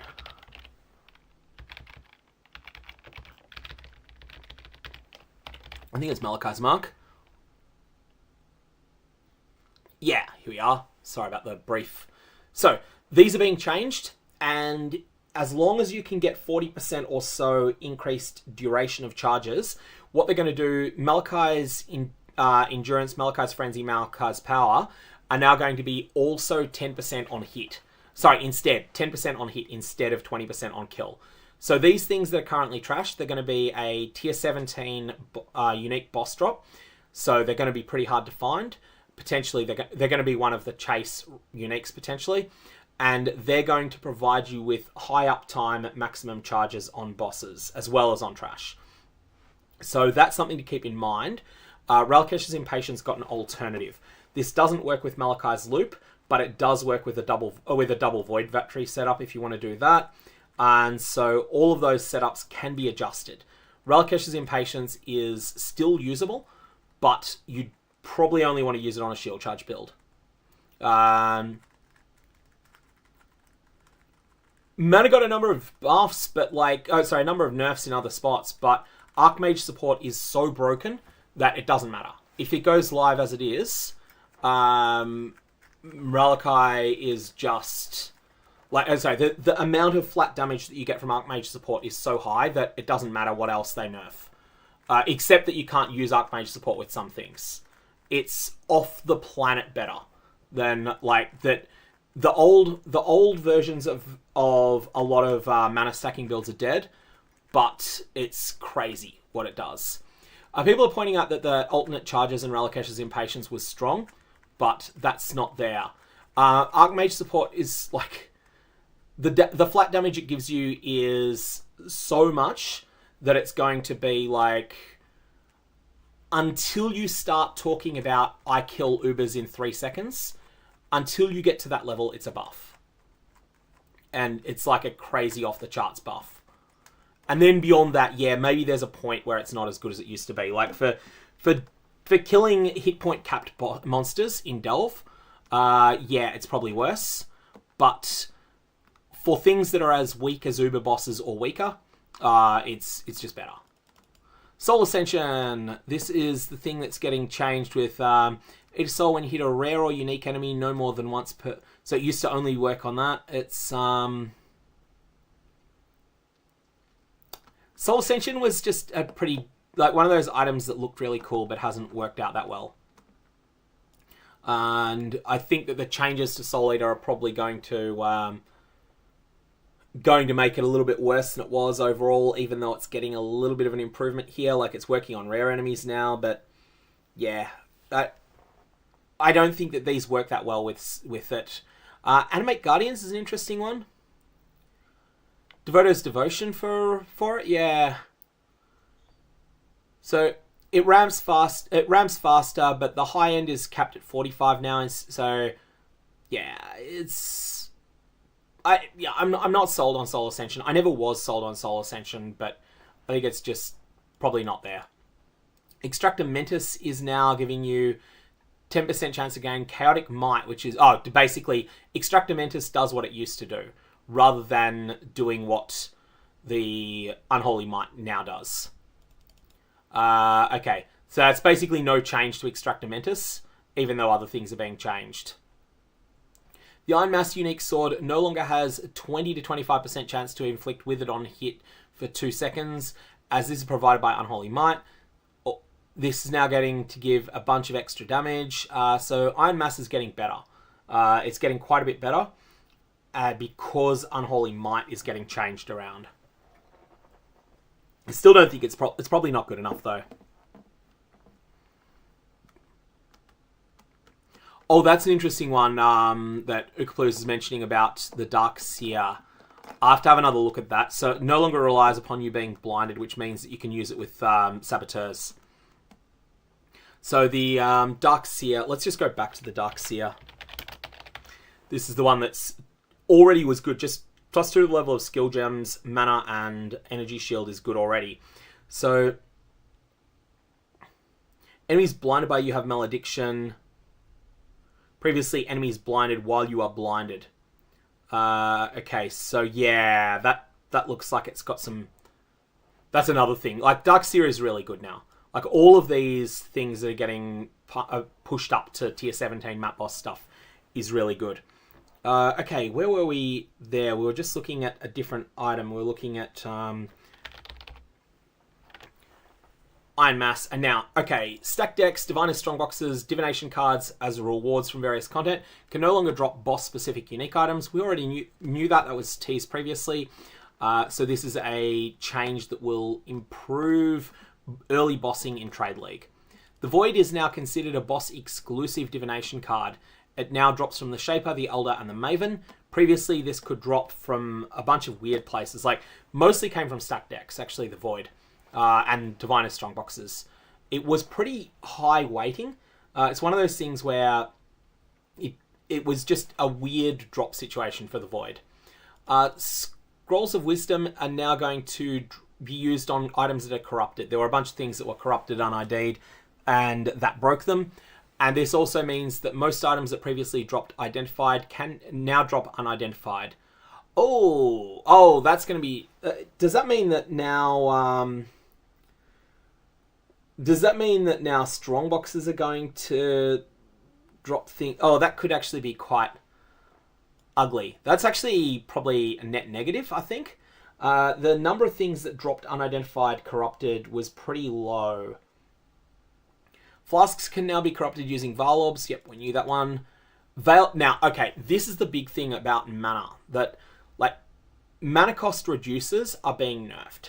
So, Archmage support is probably fine on this because it does so much damage you don't need to use it very often. But this is a big deal. Like, things that let you cheese mana cost, especially with Mage Blood, are basically getting gutted. And we'll see exactly what this comes up. On people talking about the Void's rarity, I don't know how rare it will be. Like, they may decide to make it common from these bosses. It may be something that comes up a lot. We'll find out on that. It could be like 50%. And so where were we with this? Yeah, so there's a bunch of things. Actually, Mage Blood is getting nerfs here. Mage Blood's getting nerfed through this. Mage Blood's getting nerfed through the changes to resist suffixes on flasks. So Mage Blood's getting quite a number of nerfs in this patch, which I think is going to be an improvement. Armor Stacker, what's the... I have to look on the Armor Stacker stuff. I've got to see what the thing is. Like, okay, so Armor Stackers lose Topaz Flasks if they're using Doriani's prototype, which most of them did. But I'll have to have a look at the thing that about what else is causing that to come up there. Gia, the reason that Scrolls of Wisdom exists is probably because of the experience of playing in Last Epoch, where, like, it is just so overwhelming. The amount of loot that drops identified is so overwhelming in Last Epoch that I now, having played Last Epoch, I now prefer ID scrolls. Even though before playing LE, I was like, yeah, it might be an improvement to get rid of them. Now I'm double down on being for them. They're just so messy. Yeah, Divine Blessing in general is... Divine Blessing is getting hit hard with this, which is probably not a bad thing. Like, it's something that was providing way more clunk in mapping. It was power at the expense of clunk. And Divine Blessing will probably be seeing a lot less use as a result of this. Okay, so map mods for Rogue Exiles and beyond are gone from maps, but there's plenty of ways to get those mechanics back if you want them. The corruption outcome that unidentified the item is now being replaced with a corruption that adds an implicit, and I think this is one of the things that's then affected all the other changes they made there. The resistances during Flask effect has been crushed, and that is something that is being... that is something that is going to be a substantial Mage Blood nerf. This also means that things that provide a big penalty to resistances, and here I'm thinking the Annihilating Light, I'm thinking Melding of the Flesh, these are now more impactful. Like, these drawbacks are now harsher than they used to be because of this and this interaction with Mage Blood. So really it's just Mage Blood no longer gets you past some of the things that it no longer lets you ignore drawbacks on a lot of things. It no longer lets you ignore the drawback on Annihilating Light, no longer lets you ignore the drawback on anything that increases mana cost substantially.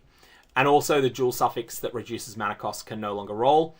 Set of modifiers that cause strongboxes to have additional scarabs of a particular type. These can be found on only certain on base strongboxes and don't appear in Ruthless. Tattoos are getting a nerf in general, but they're still going to be fairly strong here. Now, we got here, it's on the thing with loot filters, that's worth thinking about. Like, I mean, yeah, as I say, Last Epoch has made me clear that I do not want to see identified items dropping everywhere like they do in LE. It's just, it does not play well. It was worth trying. It was an interesting experiment, but it has definitely sold me on Grinding Gear Games' approach there. But in terms of filtering items out, like every time you're filtering items out, that's just equivalent to having less drops. Like it ends up just being this weird thing where if you make items better, then that's equivalent to making content easier.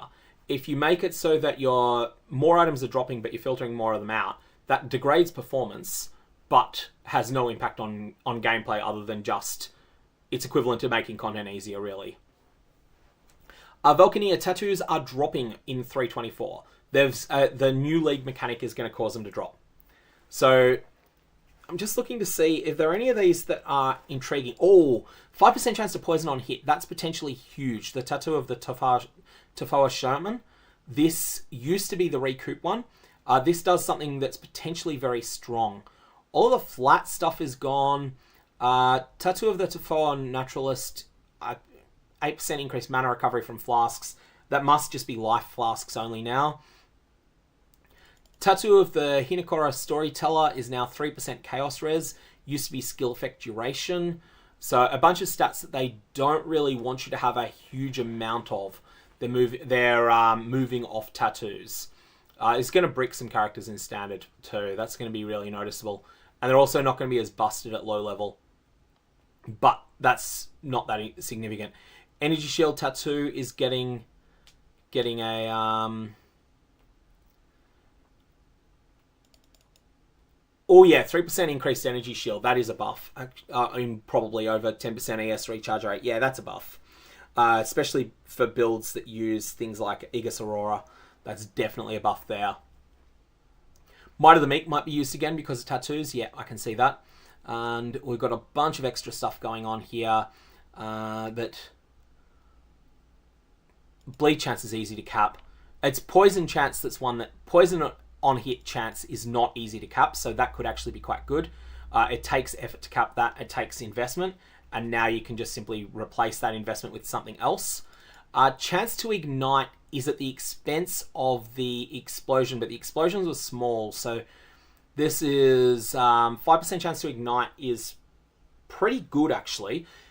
On the Chieftain, you have to spec ignite on the tree somewhere, and this is probably a good source of it, because you've got some strength nodes you can... if it's strength, yeah, it's Namahu Warmonger.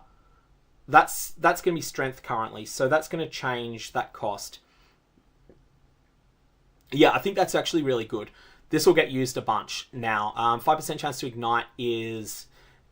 You currently have to spec it by taking inefficient pathing through a bunch of the ignite clusters, where you'll take like a 15% chance to ignite node, and the other pathway that you could have taken instead might have been 6% fire dot multi. So you used to have to take both sides. Now you can skip the 5% chance to ignite, or 15% chance to ignite, and then just turn 3 of your 10-point strength nodes in. So that's going to be probably an upgrade, because the 2% chance to explode ones were not very strong. They did do something. And they do something significant. They do something. There. The Tukahama Warcaller, 8% Warcry cooldown recovery rate. Yeah, so that was 10% before, but that's still, I agree, that's probably a pretty strong stat. The single resist ones are now 6%, and you can't get the special ones. So it looks like you can't get the Makanga ones, which were the busted ones. You can't get the ones that modify large nodes, like the Honor Tattoo of the Oak, I think it was, of the Wise Oak. I think that's not available anymore. That's standard only. But these small ones, the one that really jumps out to me is Namahu Firewalker. This was better in 322, but it was so good in 323. In 322 that even a nerf version is good. And a big part of that is the Red Nightmare. This jewel. So, ignore the first line. Passives granting fire resistance or all ally res in radius. Also grant chance to block attack damage at 50% of its value. In the previous patch, this was 53%. I think it's now 43%. If you have this in the area, like broadly near the Marauder in the passive tree, there's a spot that you can get if you Tattoo of the Namahu Firewalker all of the 10 strength nodes in the area, then I think you'll end up getting 43% attack block. That will then, in conjunction with a lot of fire-based combats, fire-based staves could even get you to block cap, and certainly will get you to block cap with a shield. So that's potentially really good. The aura ones I don't think are still available. Those were the Honoured Tattoos. Honoured Tattoos don't... like, there's no evidence they're here. They've done a balance pass on the weaker ones, so I don't see any evidence they're here. They're going to drop from the new League content. Where was it? There's something that had an image of how you get them. I may not be able to find it. Actually, I'm not going to be able to find it because it's in the... It's basically on some of the upsides. Oh, hang on. No, it'll be in here, won't it? Yeah, pack monsters, All Flame Ember of Tefoa. This is something that you'll get from the League content. Pack monsters can drop Karui tattoos, and you can apply that to types of monsters in your maps. And potentially even in the campaign as well. So that's something I'm excited to play around with, and I'm actually thinking that the League starting Chieftain is looking like an option. The other thing that's good, yeah, someone's pointing out the Ruby Flasks. In some ways they're better, in some ways they're worse. For the Chieftain, they are definitely looking really strong. This is the changes to Flasks where it's instead of being the 20% reduced damage taken of type X, it's now 5% increased maximum res. There's actually reversing a change that was made back in 3.6. Pretty much reversing. It's actually slightly worse than the pre-3.6 version, but they're really strong. The charge tattoos and the +1 to a class of skill gem tattoos, those do not seem to be available. At least there's no evidence they're available, but who knows. Grinding You Games didn't mention anything about making Hinakora's Lock available in 323, and then it was. It seemed to have been like twice as common as a mirror, 3 times as common as a mirror, but it was a global drop. Existing tattoos in Standard are getting changed, yes, and these are all nerfs, I think. Some of them are buffs, but the buff ones are changes to what they do rather than... So yeah, generally speaking, they're mostly being nerfed, and they're being changed in Standard. Divination card changes. Blessing of Moosh is now going to give a level 21 Corrupted Transfigured Gem. This was the one that used to give a Labyrinth Enchanted item, I believe. Labyrinth Enchanted unique, but not necessarily helmet. Divine Justice is now going to grant a Corrupted Grand Spectrum, 1 implicit. I actually spoke to the person who commissioned this card, and it looks like they've gone with my suggestion. Close to my suggestion. I suggested double Corrupted Grand Spectrum. Grand Spectrums now are a bit more common because of Veldo maps, but Veldo maps will be rarer in 324 than 323. So we'll see exactly what happens there, but this will be interesting because people don't usually corrupt them, and some of the Grand Spectrums are really good. So it'll be an interesting thing to see. Like, turning this in will be fun. Doyani's Epiphany is going to grant a 2120 Transfigured Gem. This could be quite good, and there's a bunch of different versions of this, but there's also going to be something that'll be a bit of fun to turn in these things. Doriani's Epiphany, though, drops from pretty hard to access spots, i.e. Doriani's Machinarium, it seems. Not sure if there's other places as well, but Machinarium definitely drops it. Dying Anguish is going to drop a 1919 Transfigured Gem. If this drops in, was it Colonnade map? One of the Patient maps dropped this in the past. If you can get both the Patient and Dying Anguish again, and if Dying Anguish is still reasonably common, like slightly more common than the Patient, about the same rarity as the Fortunate, then this could be a very good map to farm. We'll have to see on that. The Hook Divination card, which used to drop from Venarius in the Cortex, is being re-enabled and grants a 21-23 Transfigured Gem. And then Terrible Secret of Space is being re-enabled. This is a Golem-specific gem, and it will be a Transfigured 21-23 gem. Whole bunch of Ruthless-specific changes here.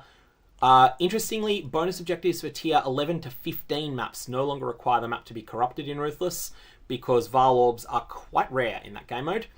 And then there's, just looking to see if there's anything else, a little bit of a nerf to zone layout in Betrayal. And anyways, I won't go into any detail in this. Ruthless is something I want to give another shot to in 3.24 though. Ruthless has been, I find, it scratches the same itch as Solo Self-Found, i.e. the game locks you out of a bunch of options and you have to make do with suboptimal choices. The thing is, I just find Ruthless the more fun of those two options. Obviously, some people will find SSF more fun, but I feel I scratch the same itch. And now, what do we have here?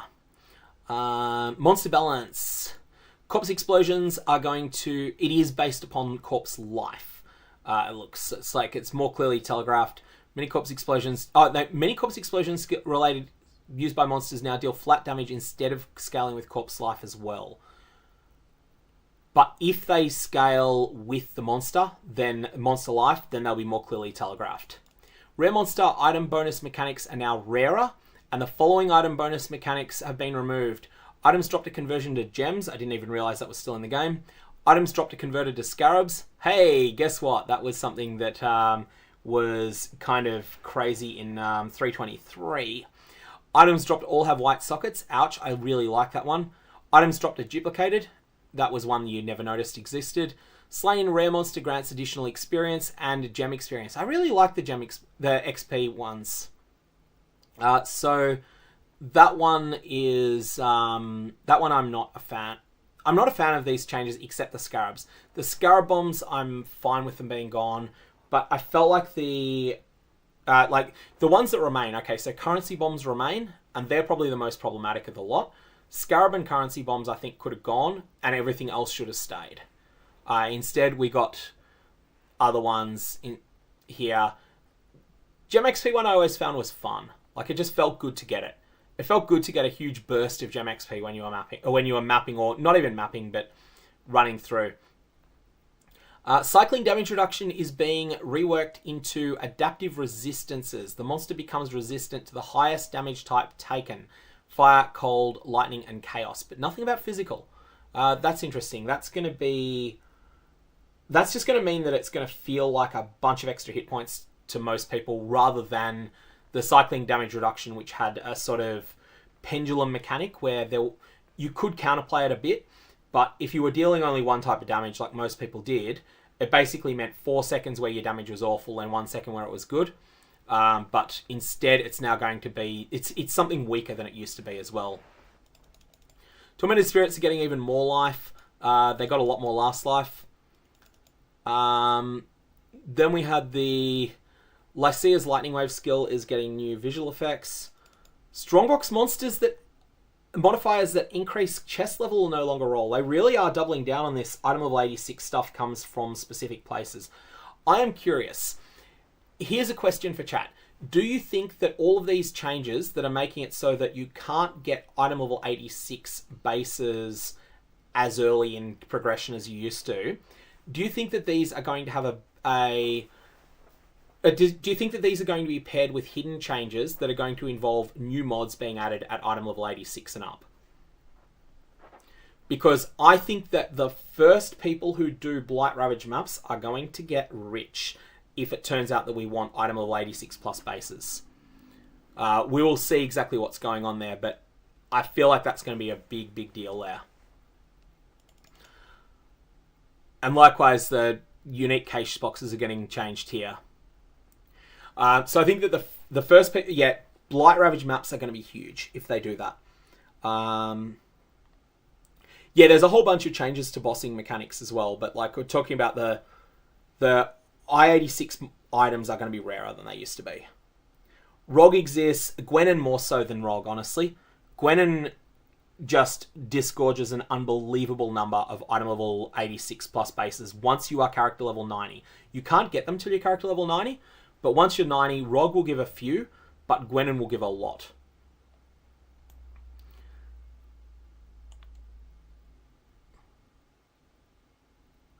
Quest reward changes, anyway. These are just new gems. UI changes. Unlocked a notification for when you unlock a new map device crafting option. That's a simple thing that's a really good change. Something that may not have been noticed. Something also that's worth noticing there is that when you get a new map device crafting option, usually that resets correct shop as well. So do keep that in mind. Add the ability to control shift left click a stackable item to move all copies of it just into trade. It's not applying to stashes. That's annoying. Control and left click is something that was announced earlier. This is a cool change. I just wish that there was a way to set the game to not roll over a 5-link, because that's something like week one you never roll over a 5-link unless it's a quite customized item. You always resell start again, and that's where most fusing, in my experience, takes place. At least this is a Trade League perspective. If you're an SSF, maybe you don't care about that. But in Trade League, you don't want to roll over 5 links in week 1 normally. Even if you can afford to, it's just such a good source of currency. I will often buy a lot of lightning coils early in a league. Pressing Alt or the controller input on a map item now displays a monster level for that map. That's useful. That's something that veteran players don't care about, but that is good for newer players. Updated the Scarab section of the map fragment tab. Yep, we knew about that. Fixed a bug where the revived duration for the Domain of Timeless Conflict was not calculating correctly for party play. Is this the 5-way nerf that we've been waiting for or not? I don't know on that. Don't know. Yeah, you do have to click slower. Harkonnen and Rebellion are saying that, but it's the thing is that I feel like if I use 10,000 fusing orbs in a league, 8,000 of them are week 1 when I'm not willing to roll over a 5-link. And then it's like you get an endgame 6-link that you don't want to roll over. Or sorry, you get an endgame item that you want a 6-link and you're willing to roll over a 5-link. But that tends to be later in progression. Any changes with Stacked X would be good by me, Kodakod, in terms of the UI. I kind of think that they're just a mess. Fixed a bug where the split beams from Arc of Surging could target the same enemy. Rip that skill. Fixed a bug where the crafted modifier for percentage of Fizz Leech was a suffix instead of prefix. Does not affect existing items. That probably doesn't matter very much for most people. Fix a bug where Rage Vortex and Bladestorm were not cancelled if you swapped to a weapon type they couldn't be used with after using them. Okay, that could be significant in some cases. I'm sure that this bricks someone's obviously bug build. Fix a bug where Lycia's wind tunnel skill could be affected by action speed modifiers, sometimes causing a mismatch between what you see and what you get. Chance to freeze modifier only had a 1% chance. It's now 25%. I'm not sure what that's on because there's a lot of things with chance to freeze. Fix a bug where Stygian spires were affected by monsters fire additional projectiles modifiers. Yep, that's something that I'm surprised they did an emergency patch during the last league, but that's ended up being the dominant thing in 323. Tormented spirits would not function correctly when delirium demons split them. They can no longer be targeted by delirium. Okay. This is the one that I'm curious about. Fix a bug where Penance Brand and its transfigured versions could fail to remove energy from a target when detaching. I am not sure exactly what this is going to mean in practice. I feel like this is going to mean that Penance Brand of Dissipation is worse when you have the mastery selected and there are multiple super tanky targets together. That might make it worse. But that's not the most common scenario, but it does come up a lot in things like Elder Slayer invites. It might mean that things like the Elder Slayer's invite this may end up being a factor. I'm not exactly sure there. Watermoon Slice, I believe that yes, it will affect the existing tattoos that are already socketed on characters. That's usually the way that these sorts of things would work. Fix a bug where Iron Commander and Replica Iron Commander did not... just a weird interaction that's important. Transfigured skills with cooldowns could poison sockets, so the non-transfigured version with no cooldown would get the transfigured cooldown applied if that's super corner case. Fix a long-standing bug with lightning arrows visual effects, where the lightning strike effect from the sky played on targets hit by the arrow was also unintentionally played on the extra targets. Okay, so that's not a change to how lightning arrow works, just a visual clarity. It was causing more visual pollution than intended, and that's being fixed. Fix a bug where effects that occur when you curse a non-cursed enemy would still occur if you fail to apply a curse to the enemy due to the number of curses you can apply being 0. That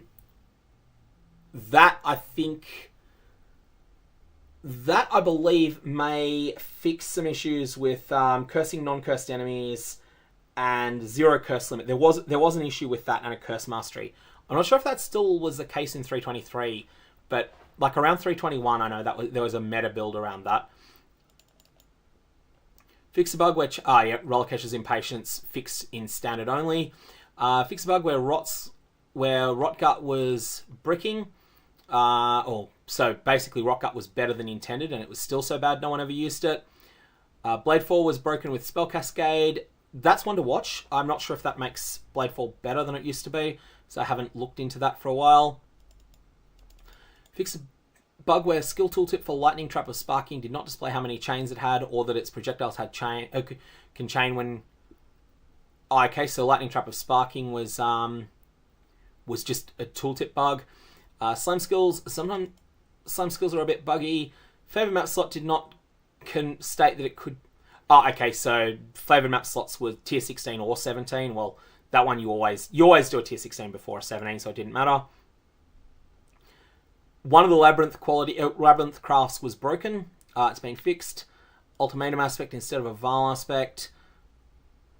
This is like the last of the stuff here, none of which is really important. And finalizing with fixed a client crash. Now, we're going to refresh the page because sometimes they add things after. Looks like they haven't. Looks like there has been no updates to this since they posted it originally. So Bladefall had no overlaps. Was that how it worked? I hadn't seen the way that it worked. Alright, so let's talk quickly about things that I think are going to work. I am kind of keen to somewhat reprise my 322 build, but maybe do a more min-maxed version of it. This would be a chieftain that in 322 was more about Righteous Fire. In 324, I think it would be more about Fire Trap, but that is a chieftain ignite-based build that is going to throw fire traps. It'll use Righteous Fire because Righteous Fire is good, and it will clean up the trash monsters. It will use Hinekora explosions, and it will take advantage of just how good your early game progression of defenses is going to be on a chieftain now. Now that it is much easier to get to 90% all resists when your flasks are up. So when I say flasks up, that means with Ruby Flask is going to get you there much quicker than you could previously. Like, you don't need to use rubbish items like Rise of the Phoenix. Not that Rise of the Phoenix was complete rubbish, but it wasn't great.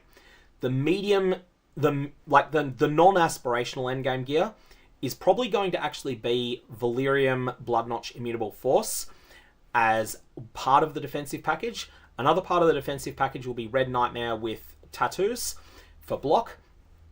And another part will be another part of it will be Formless Flame and a huge amount of armor that you get from that.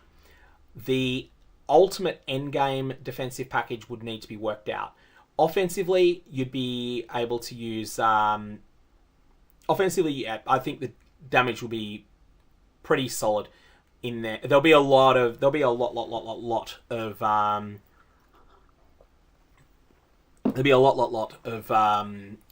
access to damage from Hinekora, but your base damage will mostly be coming from Fire Trap. In terms of your ultimate endgame offense would probably actually be Skin of the Lords, but if you can get the perfect color set up for this with Iron Reflexes, would be the absolute nuts. Then you could use Grace and Determination simultaneously. Iron Reflexes will provide a lot of armor.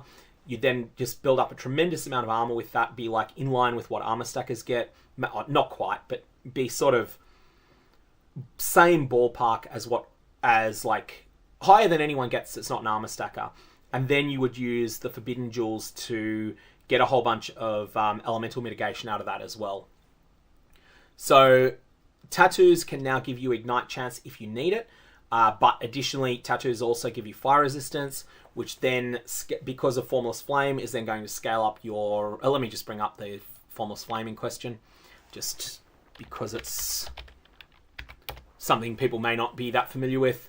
Armor is increased by overcap fire resistance. So if you've got 320% fire resistance, which you might actually want on a chieftain, because that then caps out your cold and lightning resist as well, then the wasted component of your armor, of your fire resistance, which is 230% there, you got 320 fire resist, 90% is your cap, 230% waste, that is then a flat percentage increase to armor on your entire character. So I feel like there's a lot of potential there, and that's something I'm keen to league start as a build that can do a lot of different stuff, actually. It's quite tanky without being giga tanky. It'll be pretty much immune to small hits, and maybe I end up dropping the Blood Notch Immutable Force setup and go Defiance of Destiny instead. Both are options, but as long as I'm not one shot by something, then there's pretty solid defenses in there. Warrior's Legacy, where was that dropping from again? Warrior's Legacy was... that was the one that was originally from Metamorph. This is now a core game drop, and I'll just find out exactly what the rarity on it is. It'd be Tears is what the search was, wasn't it? Tier 2. So it has the same rarity in 3.23 as Chevron's Wrappings, but does not have divination cards. So maybe a better comparison is Brass Dome. Warrior's Legacy has the same drops as Brass Dome. Meist, there is a solution to Blood Notch Immutable Force. It is Valerium the Ring. Valerium Ring works. It's for a chieftain, that's manageable cost, because the minus 40 cold resist doesn't hurt. The 40 fire resist on it is a beneficial stat. So it's all fine. Yeah, I don't get why they're doing some of the changes. I don't think make that much sense. I think some of the ones are fine, but the rest aren't. Oh, Warrior's Tail is not going to be around. Yeah, the Energy Shield Mastery is not relevant. Use Valerium to get that effect. It is a cost. Valerium, it's worse than it used to be, but Valerium gets that effect. So Blood Notch is still usable. It's just now it costs you a ring and 2 jewels instead of just 2 jewels. But it's so strong, and I think that because the cost is higher, there'll be less people doing it. And you can Val Valerium. Valerium is common enough. I think, in fact, that Valerium is... Let's get the rarity on that thing.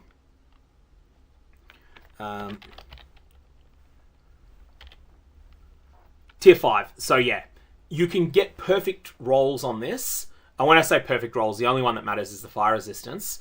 So perfect roll on Valerium, and then you can get that and Val off. The Val to a different implicit. And you can get a good implicit on it as well. Defiance of Destiny is probably going to be... Yeah, I feel like Defiance of Destiny could be tier 0.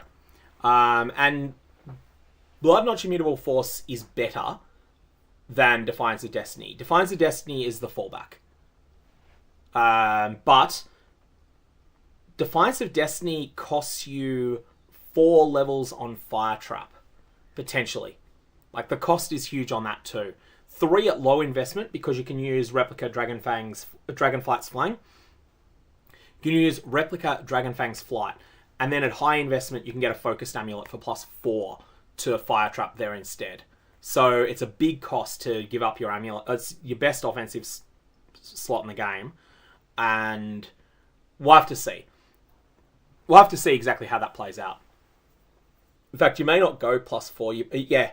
No, you could go +4 and then get... and then Benchcraft on the Fire Dot Multi-Suffix. That is a Benchcraft on Amulet, isn't it? I think it is.